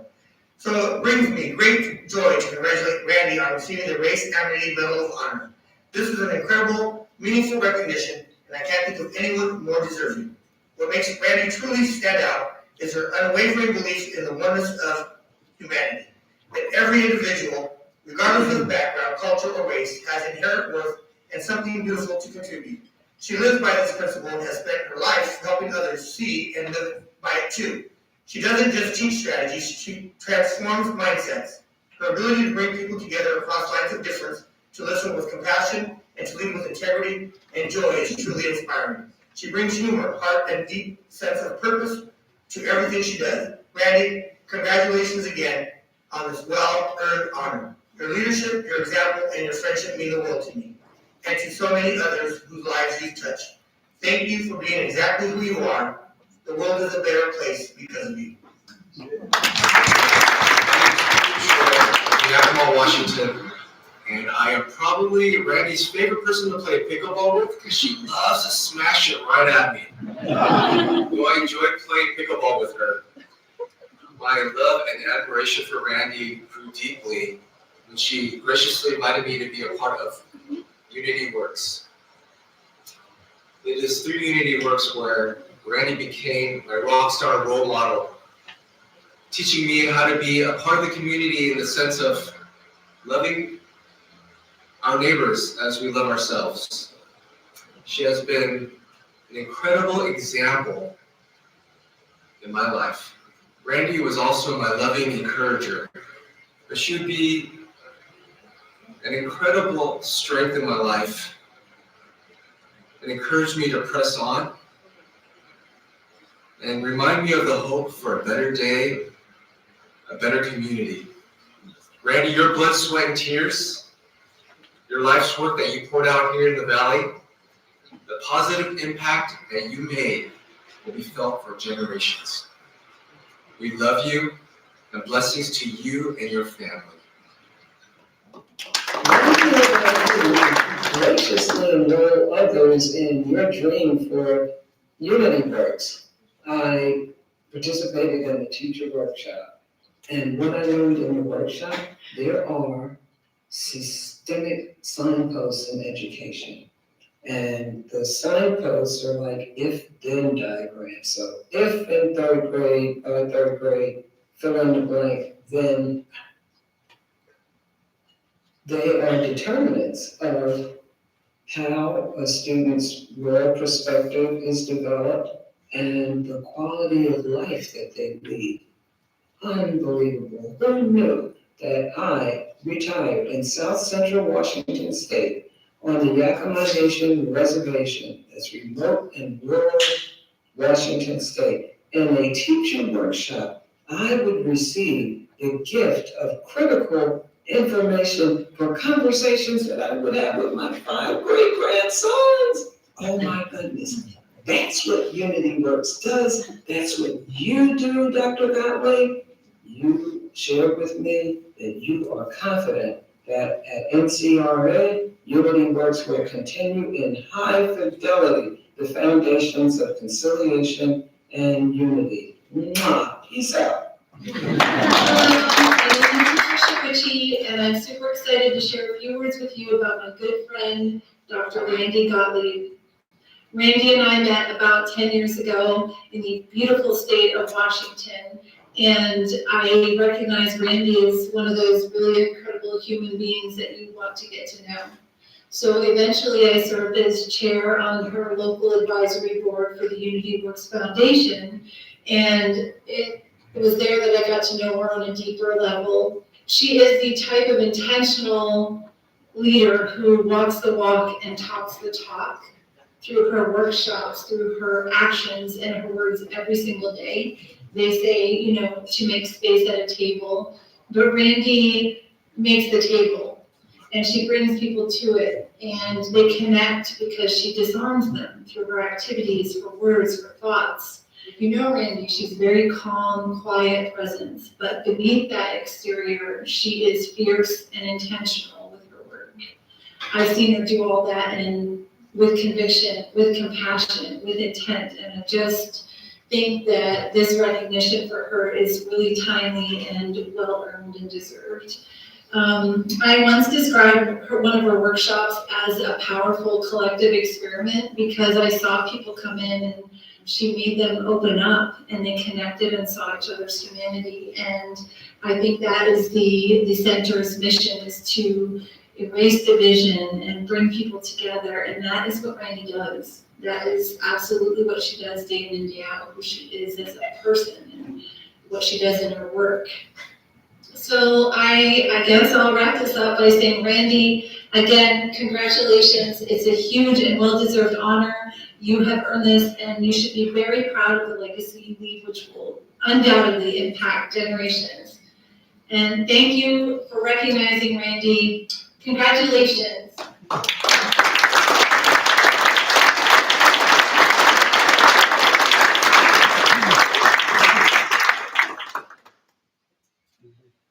I'm now going to introduce fellow board member Marjan Yavari, who will introduce our next Medal of Honor recipient.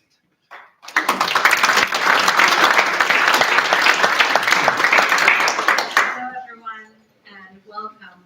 Wow, what a wonderful night to see all of you and honor Smitty and honor all of our Medal of Honor nominees. I'm here to talk about our next honoree, who are Riders for Race Amity. So how we came about knowing them was, I know Kate for many, many years now, for about maybe, I don't know, 6, 7 years. And she's not only a powerful individual that can put her mind into things and get it done, but she's an incredible artist. And it was through her art that I got to know her. But she called me up and she said, I have this idea. I have a group of young youth between 12 to 18 years old that we had an idea. We want to go ride our bikes from Madison to Montgomery and bring awareness to the power and importance of cross-racial friendship. And we want to do this, but we need a sponsor. And I was wondering if Race Amity would be willing to sponsor us. So I immediately called the board and we had an emergency board meeting. And I said, this is an amazing idea. There's going to be, this amazing group of youth that have come together and are very creative and want to do this. And so we left it up to them. And Kate and her team of volunteers and some of the adults that chaperone the youth, they made this journey. And along the way, they met so many people from different communities and churches and really the news media. And it was just an incredible opportunity to talk about Race Amity and its importance and bring awareness to it. And so we have a little video, a clip that we want to show that tells you a little bit more about it.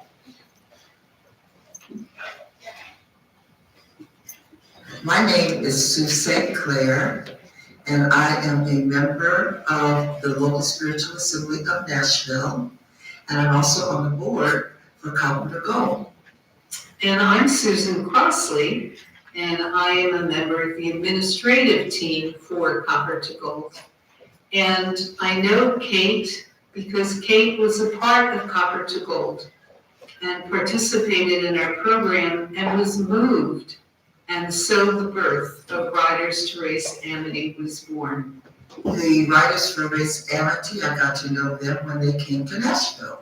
But what moved me so much about these youth is their age, 15 and 16-year-olds, and them having the desire to commit themselves to the degree that they did to Race Amity, to the point where they would ride bicycles from Madison, Wisconsin, all the way down and coming here to Nashville and continuing on further south. But I was just completely enthralled that there were youth like this who were giving their time on their summer break to do something like this. So, and Kate was a seed.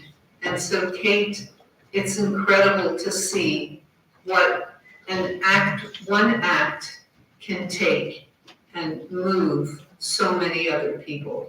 And so thank you for planting that seed, which is so important in our country today and for the future. And for the youth, what a blessing to have youth like you that's going to be our future. Thank you. And first off, writers, I want to congratulate you for being recognized in such a meaningful way. I first connected with Writers for Race Amity by chance at an event in Madison, Wisconsin. I was there supporting awareness for pancreas cancer, and the teens were there supporting awareness for the ride. We shared our stories, and I was immediately drawn in by the purpose and the magnitude of the ride. Of course, they had me at hello. Soon after, we arranged for them to come to my small and largely white community of Baraboo, Wisconsin, where our library generously hosted a pre-ride learning event. The Writers for Race Amity truly embody the spirit of this award. They couldn't have achieved it individually. What struck me in our community about the youth is what they innately carry. Number one, their honesty. This youth was grounded. There were no false pretense or hidden motives. Most joined because it sounded cool, but walked away what ultimately will be a life-altering experience. Their learning was visceral, not memorized. They simply can't forget what they saw at the lynching memorial in Montgomery, or the experience of repairing a recently defaced social justice memorial with their own hands. They learn how good service feels. The organizational leadership and volunteerism for the ride was really nothing short of extraordinary. There was unwavering faith that the things would work out, that thanks to trust in their fellow man, in the communities they were in, would come through, and they did time and time again with know-how, financial support, and encouragement.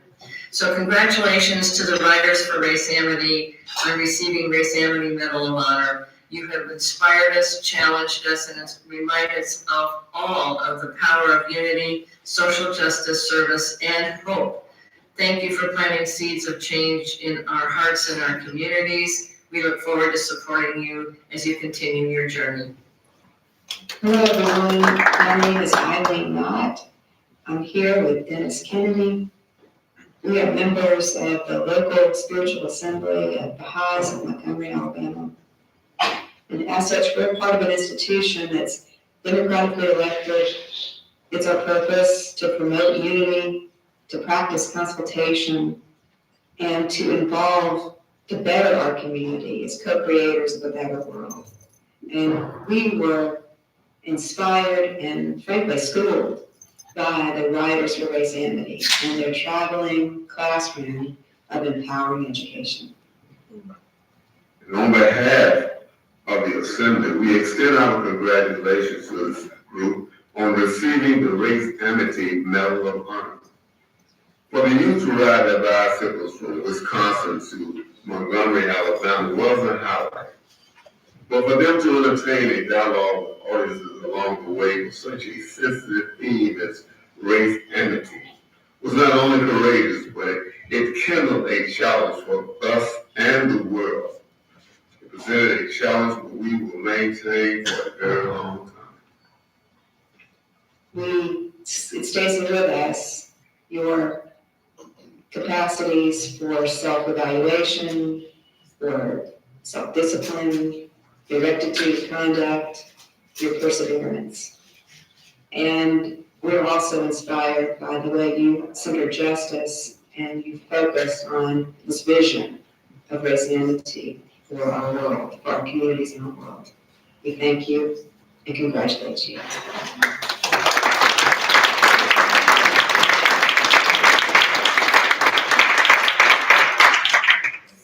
At this time, I would like to ask Kate, Miguel, Samaya, and Samir to join us to receive their Medal of Honor.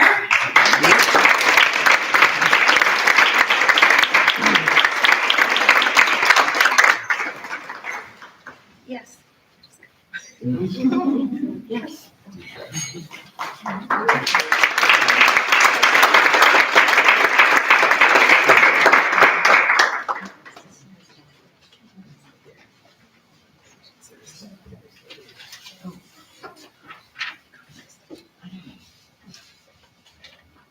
Riders for Race Amity works to dismantle deeply rooted prejudices that divide the human family, especially racism. But tonight, as we accept this award, we want to address another prejudice, one that often hides in plain sight. It's the prejudice that underestimates our youth, the one that says you are not ready yet or you'll understand when you're older. But the truth is, in our youth lies a reservoir of capacities waiting to be tapped. All must surge, but the youth must soar. And how can they soar if we, the adults, keep clipping their wings? We must step aside, not in resignation, but in recognition that they are capable of seeing new horizons that we cannot yet imagine. So tonight, we dedicate this award to the progress of youth, to those who ride not only for Race Amity, but for justice, for unity, and for the dawning of a new way of seeing one another. And with that, we'd like to introduce you to two of our riders who inspire us daily, Samaya and Samir, who have shown what happens when young people are trusted to lead, to serve, and to soar.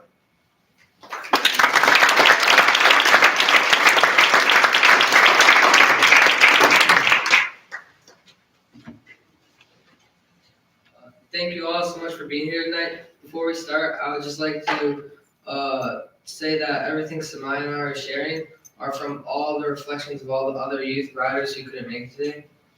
When I first joined Rise for Race Amity, I thought it was going to be a bike trip all about getting stronger and exercising. But somewhere, while we're biking or presenting to people, I realized that it's also a journey to self-improve ourselves and others around us.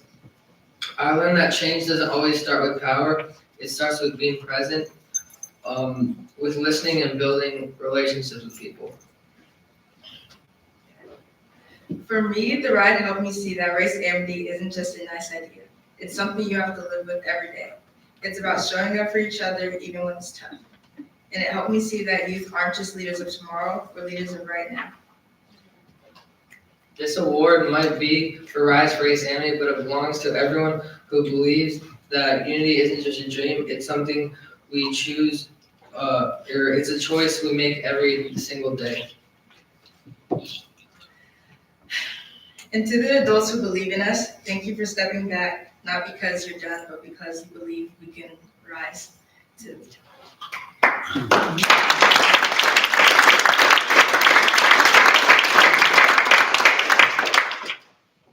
Before the trip, I saw myself as someone who cared about the world, but didn't really know what to do to help the world. I thought leadership was for people who were older, louder, and had their life more figured out. So I stayed in my comfort zone because honestly it felt safer just to follow.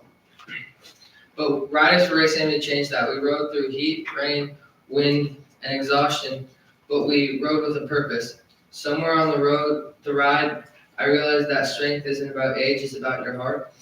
When adults step back, not to disappear, but to make space, that is when we start to discover what we can do.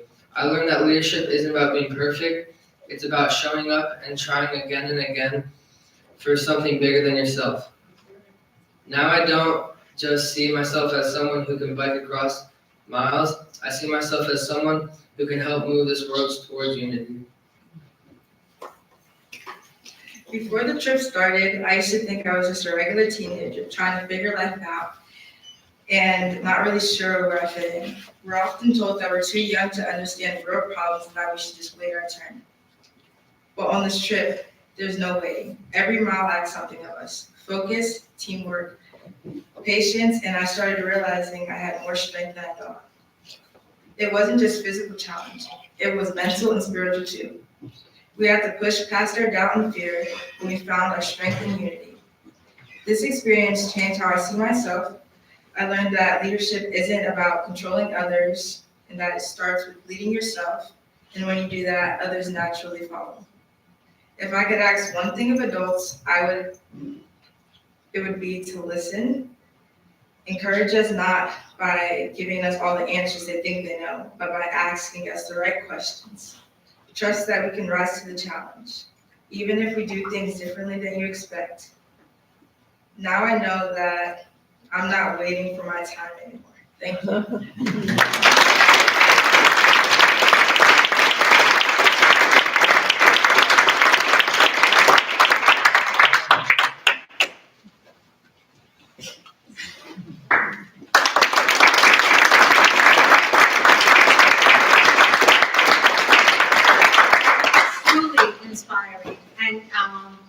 there were several, I think there was a podcast, there were some interviews that I encourage, I'm not sure what outlets, they're on their YouTube or on our website. Glenn could answer that. But if you are inspired by this amazing initiative that they embarked on, please go check out their social media. But also, I hope that we can continue this effort and find other youth from different parts of the country that we can make it a bigger and grander yearly thing. So let's food for thought. And with that, I would like to introduce my dear friend Jason, our co-chair of Race Amity, and come and introduce the next honoree. Thank you.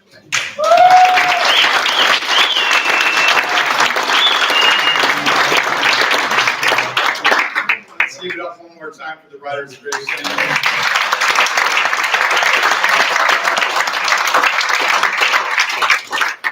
Anyone that's spent time in the South in the summer can appreciate what they went through and brought through there.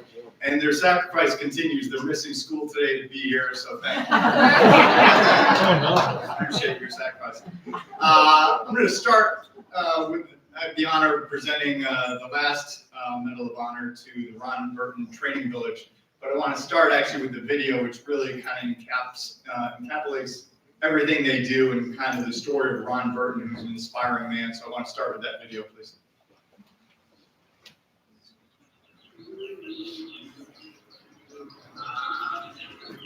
Come on. Get set. It's hard to go around this game from different hours. And you just keep pushing and pushing and pushing. The 7 mile run was the hardest thing I've had to do. You never find me running a mile. And every single time I finish that 7 miles, I am proud of myself. If you want to go fast, go alone. If you want to go far, go together. He gets working on the 50. And now what? He shows on the two pursuers as we speed. We get to the one that Burton says Burton tries to get to the end zone.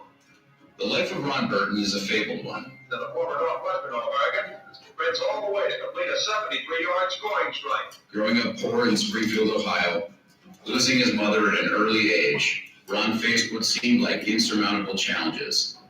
To add to this, kids in the neighborhood gave him a nickname, Nothing. Literally forged by his struggles, Ron would go on to Northwestern University and a celebrated professional football career. He had become something and then some. And so the idea of the Ron Burton Training Village was born. This would be a place that always saw the something in everyone. Because of his tremendous faith, he was able to take risks that I don't think a lot of people would have taken. This is no summer camp. This is where we train kids for life. Physically, spiritually, academically, RVTV, it has made me a stronger person. We really are trained for our life's journey. With everything from a 7-mile morning run to shape the body, to STEM classes to shape the mind. Exposure to leaders in our community, to career coaching for our future leaders. The Burtons to this place and to this community are like superheroes. There's a quote that says, "You can never be what you never see." The Ron Burton Training Village allowed me to broaden my vision of the world. Of course, we teach the intangibles too, like how to remain steady feet on unsteady ground. Love, peace, patience, humility. These are not just words on our door. These are words we live by. Words put into practice every single day. And when a kid shows they're hungry for the chance and willing to put in the work, you get selected to receive the Ron Burton Scholarship. Like them, we never give up on them or their families. Ron Burton's impact is generational. I never had the chance to meet Ron Burton Sr., but if Ron Sr. were here today, I'd give him a hug and say thank you. Your dream has become a reality, and I'm living proof of that. We are the Ron Burton Training Village. We are training kids for life.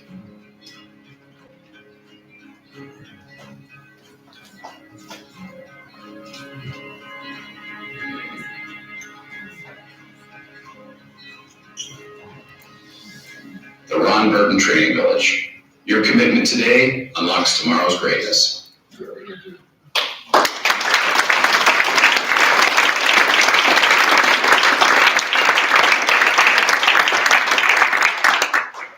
I was blessed to learn about the Ron Burton Training Village through some friends of mine who had children who attended there, and really talked about its impact, helping their kids get to very very significant colleges. And I had the opportunity to go out and actually visit the training village this summer. We donated ice cream to an event they had, but then I kind of went out and took a tour of the facility.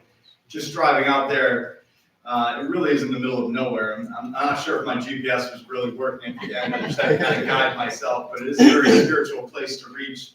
And when you reach it, it's 300 acres in Hubbardston, Mass. Really carved out of the woods. There's a beautiful lake there. It's a very spiritual place. You can see there's meditation areas. There's areas that, Ron had kind of thought out each area of the space.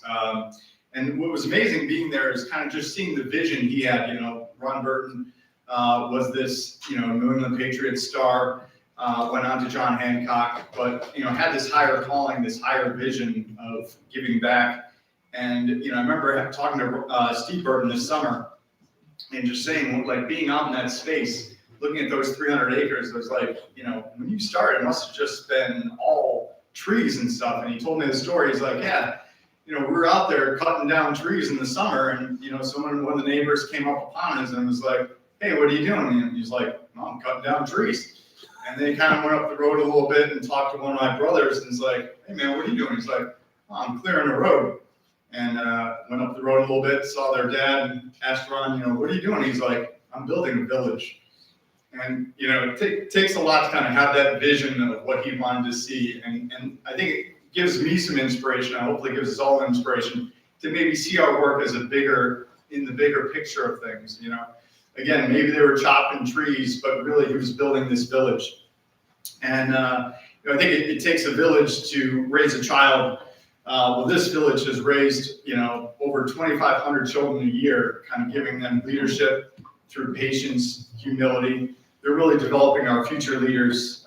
We appreciate the work they do. I want to kind of bring Ron up to talk about that a little bit.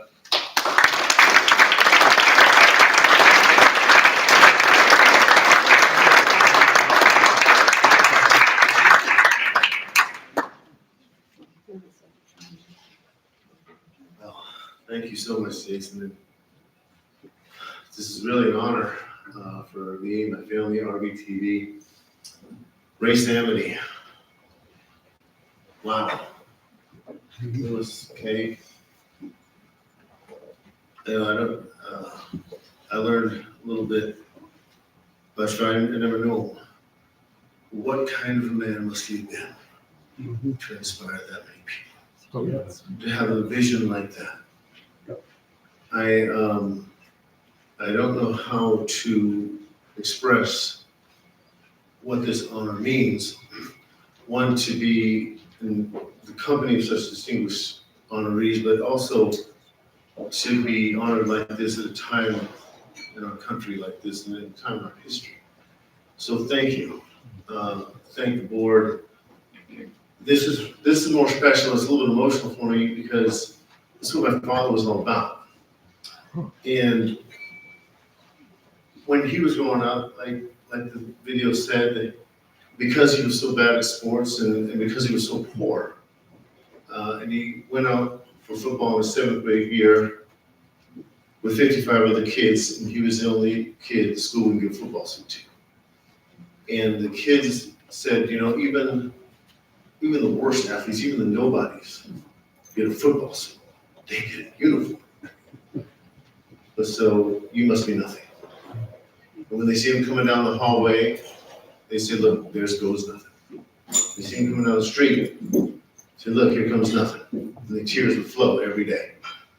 Every day, the trying, the crying, and every day it was a hurt. And the only place my dad ever felt love was in church. But he went to his mom crying again one day, and she said, Ron, you can't cry every day. Sometimes, every time someone teaches you. And he said, Ron, when you can't catch like the other kids can catch, can't run like they can run, can't throw like they can throw.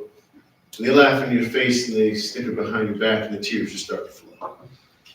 And it wasn't, a coach felt sorry for Ron Burton, gave him a uniform in his 7th grade year, and he never got in the game. His 8th grade year, he never got, they didn't even know he's on the team, didn't even know his name, didn't care. It went to the last game of his 8th grade year, 30 seconds left in the game, and the coach turns to my dad and says, "Son, you gotta go in." He put my dad in not because he wanted to see Ron Burton play football. He put him in because everyone else ahead of him got hurt. Nobody else. True story. He said, "Son, just go in, let the ball run in, the game will be over, and that'll be that." Dad goes in, he runs the ball, and he gets 10 yards. 10 yards isn't very far, but they turned out to be the most important 10 yards of his life. Because what happened was some scouts were coming down from the high school, and they wanted to see the crop of kids coming up into their ranks. And one coach came over to my father and said, "Ron Burton." And you know, that's the first time my dad had ever heard his name called by a coach. And he said, "Son, I need you to come over here a second. I need to talk to you." Because I'm a coach, and I was watching you run on that last play. He said, "I watched you run around in," and he said, you don't have much speed, do you?" I said, "I watched you get tackled." He said, "You're not very big, you're not very strong." And my dad said, "Sir, I don't even play." He said, "Because you have something that the other kids don't have." And he said, "I've never seen anyone around with such courage and determination, so I'm going to give you a secret. If you ever want to be great at the sport of football, not just good, but great, this is what you need to do. You need to wake up every summer morning, so I'm running 7 miles a day. And watch what happens. Do what? Run 7 miles a day, Wow. 5 days a week." And what he didn't realize was that he was talking to a young man who was willing to do anything to stop the other kids from laughing at him. So he gets out of school in the middle of June, finds a pair of his father's old work boots, starts building running 7 miles a day. An interesting thing happens. He goes out for football in his 9th grade year. And on that whole first week is conditioning. On the first day, they line up all freshmen, sophomore, junior, and senior athletes for a 1 mile run. And here's my dad at the back of this big pack of young people. And he's about to embark on this run. And he's only thinking one thing: if I can just beat one of these kids, maybe they'll stop calling me nothing. If I can just take one out, maybe I can erase the name calling. So coach says go, and he takes off, and you have to understand, he's been running 7 miles a day and loose. And he gets to running, and he takes off as fast as he can because he knows that they're going to catch him, because they've always catch him. They've always caught him. Because everything that he's played at and everything that he's done in his neighborhood, he has lost at. You name it, and he's lost at.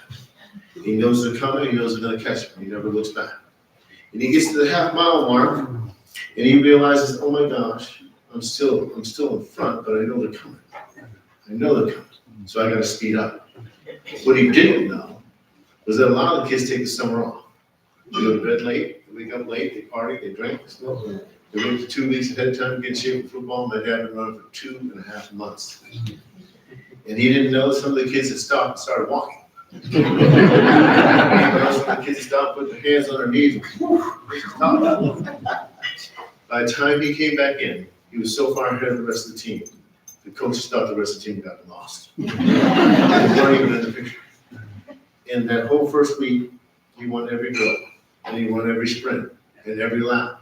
And the coaches came over to him and said, "Who in the world are you?" He said, "You are not on our scouting report. We do not understand this." My dad said, "I came up with the rest of the 8th graders, but nobody cared. Nobody cared." He did that right for 12 straight years. He set all the touchdown and rushing records in Springfield High School, had 47 scholarship offers to the top schools in the nation. Went to Northwestern University, set the touchdown records there, became the #1 draft choice in the NFL, AFL, and the Canadian Football League.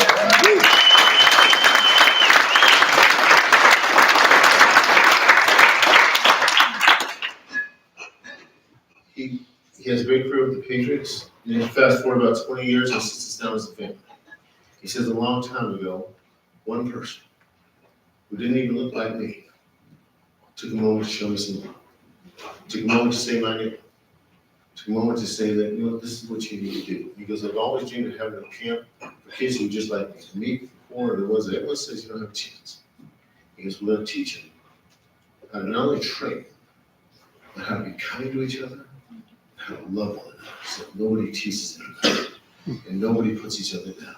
And the only thing you're allowed to do is build everybody up, and build your brother up, build your sister up, no matter what.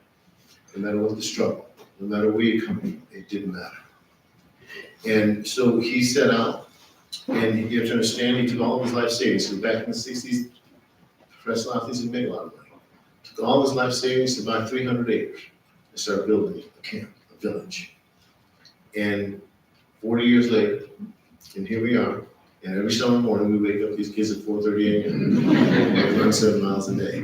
We teach them how to be kind to each other, how to build each other up. It's a 7-year journey for each kid. They start 11 years old and take them all the way through 18 every year. And they changes the trajectory of their life. But the key thing that I necessarily want to give to you is that it's all done through love. It's all done through a power called love. Core values: love, peace, patience, and humility. That's what we live by. That's what we go by. And I want you to know that when he was growing up, race was a big thing too. In the 40s and 50s, he was a Patriot player. And when they traveled in the South, they couldn't even stay in the same hotels as the other Patriot players. Some of the Patriot players said, the Nubians, the black players, he said, we're not going to go. And my dad says, you know what? No. I have to go. I have to play. I have to make sure that they understand that I'm going to play no matter what. We have philosophy where we come from. It goes like something like this. Don't let your complexion determine your direction. Make sure that you're not allowing race, color, creed, culture, anything like that determine which way you go. Your determination, if someone asks you your race, my race is kindness. That's my race. Because I'm racing to be as kind to as many people as possible. And so as we go forward and we teach these kids, that's what it's all about. Yes, we can make them faster, stronger. We have academic courses and all that, but really, it's about making them kinder and more loving people, getting them into the center of God's will for their life, because that's the safest place they can be.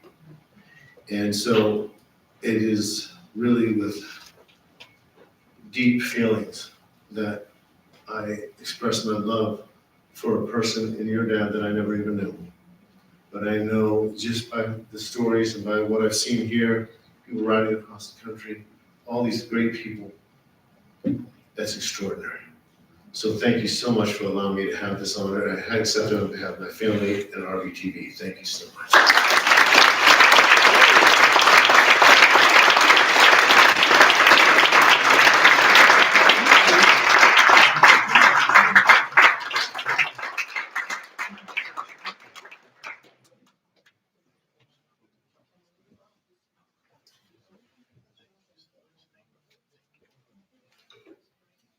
Thank you very much for sharing that.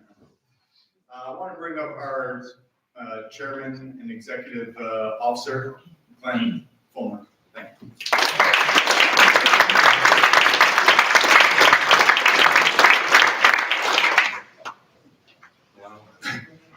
I'm so moved, really, by all the stories that we've heard.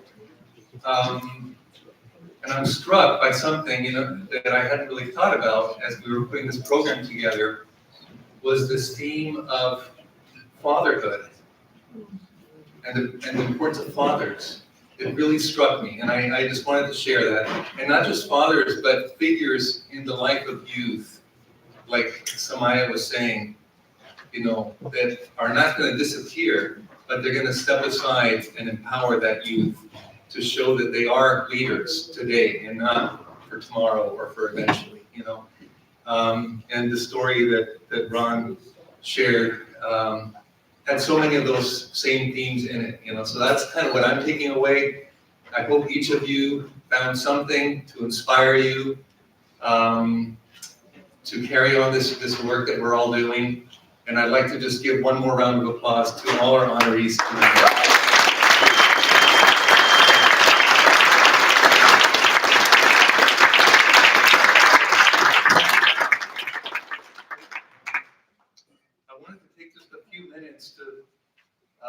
talk about what's coming up for the National Center for Race Amity this coming year. And, you know, if you enjoy tonight's program, I urge you, please stay connected with us. On the back of your program, we actually put a little pitch there to become a member of the National Center for Race Amity. This is a way that you can support our growth as an organization, show your commitment to these ideals, and be connected and know what's coming up and what's going on and find ways of joining with us in this work. I want to highlight specifically a couple of things that are coming up. Well, yes, so join our mailing list, become a member. The QR code is on the back there. Oh, these are coming backwards. That's all right. That's okay. So the idea here is, you know, that Race Amity is really happening all over the country. And this is one of the strengths of this organization going way back. I mean, the Race Amity movement, when you have a minute to learn about it, goes back more than 100 years. And there are dozens, you know, we know of 50, 60, maybe up to 100 local communities, towns and cities around the country where there are groups of people that have been celebrating Race Amity Day on the second Sunday in June every single year. And these Race Amity Day events just span the range from like just community picnics, just small get-togethers from friends, educational events at the library, film screenings, exhibits, you name it. I mean, there's so many creative ways that people celebrate Race Amity Day. Like I said, it was established way back in the 50s and has been celebrated consistently. And we've been working, you know, a lot of these groups contact their mayors of their cities or their you know, officials at the county level or state level officials and issue proclamations. So this past summer, actually Governor J.B. Pritzker in Illinois issued a statewide proclamation, Race Amity Day proclamation in Illinois. And our vision, our hope is that as this grassroots movement grows, that we get enough of that momentum that we can have it recognized at the federal level as a national commemorative day. The second Sunday in June is usually about a week before Juneteenth.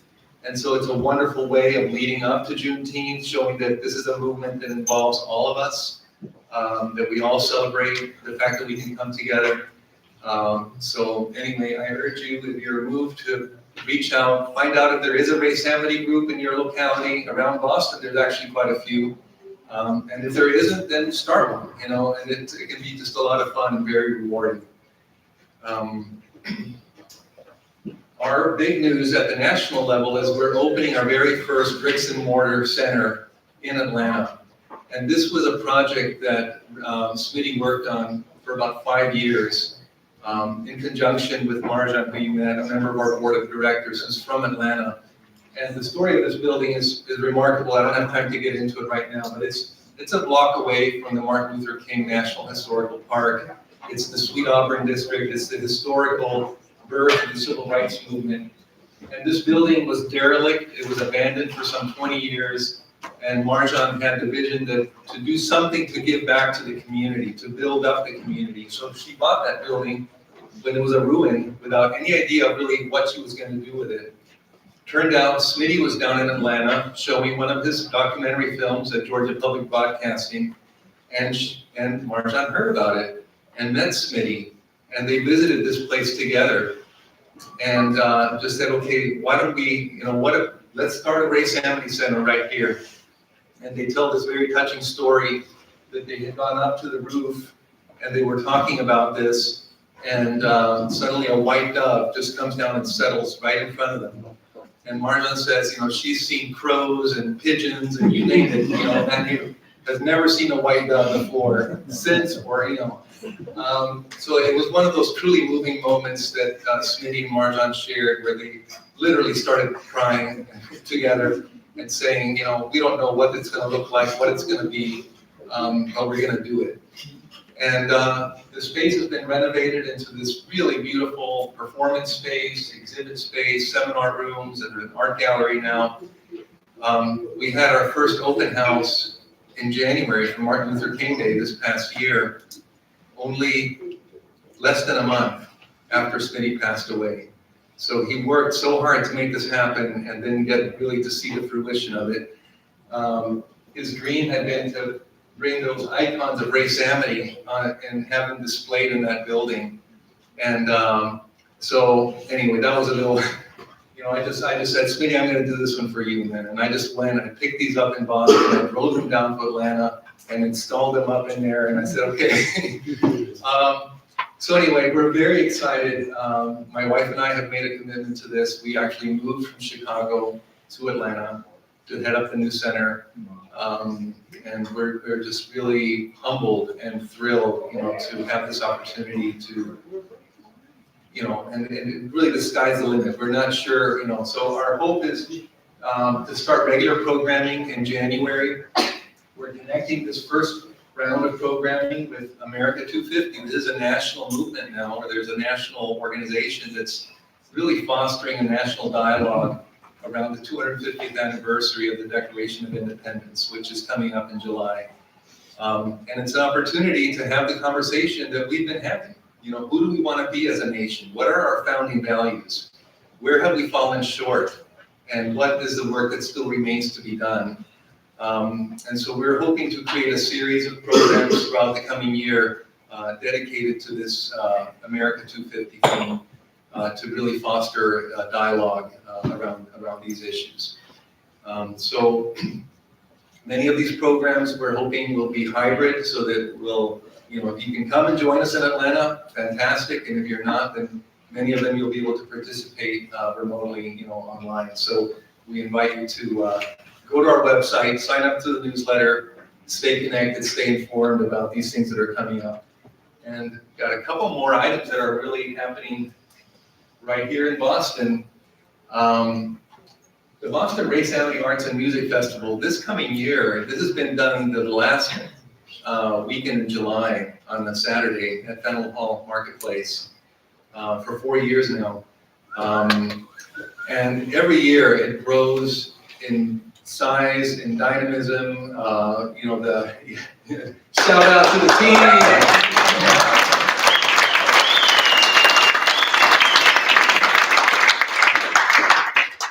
Jerry's is one of the sponsors of the festival, and so we have free ice cream. We have an amazing musical lineup. Zealand Music has been there. Yes. The Floor Lords, Boston's premier hip hop dance organization, comes out.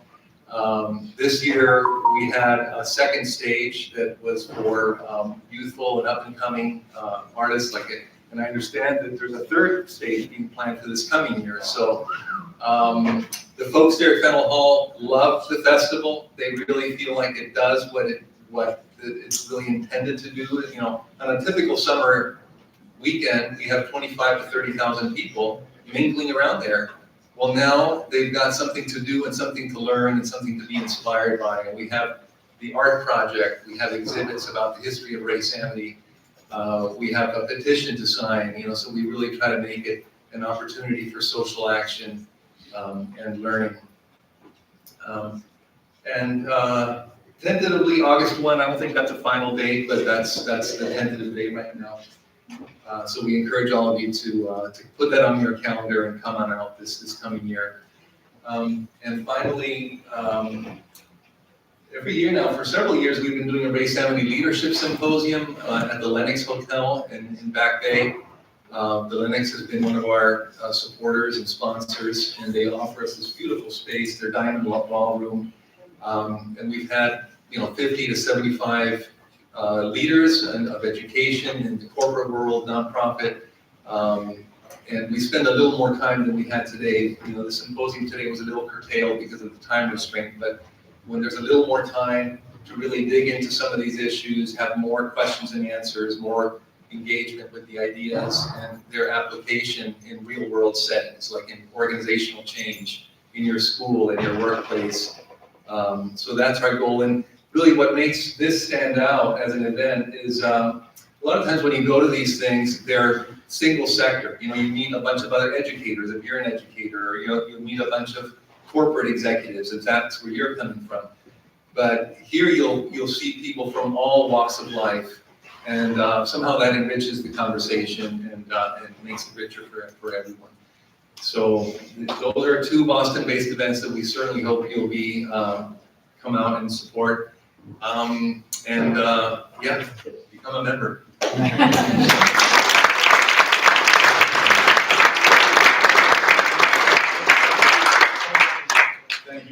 want to thank Glenn and also Gretchen for their commitment to Race Amity. Again, they moved from Chicago down to Atlanta to run this center, which we're really excited about. If you're in the Atlanta area, reach out. Glenn's there most days and would be happy to give you a tour of the facility. So hopefully you can check that out next time you're in Atlanta. We do want to kind of wrap things up. First, again, let's just give a round of applause for our 3 honorees tonight.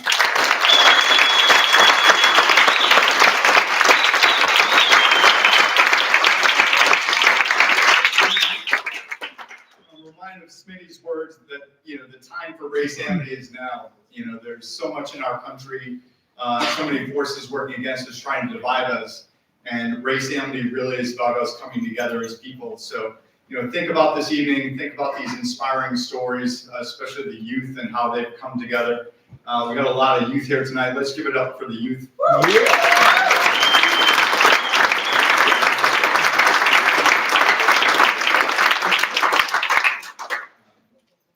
Yeah, and let's take, some time to kind of reflect on how we can use Race Amity in our lives to make a difference. The story of Ron Burton really connects with me, and, maybe there's somebody in our life, or even at times ourselves, maybe we're feeling like nothing, or we know somebody, maybe a friend who's struggling, going through something hard, and maybe they feel like nothing.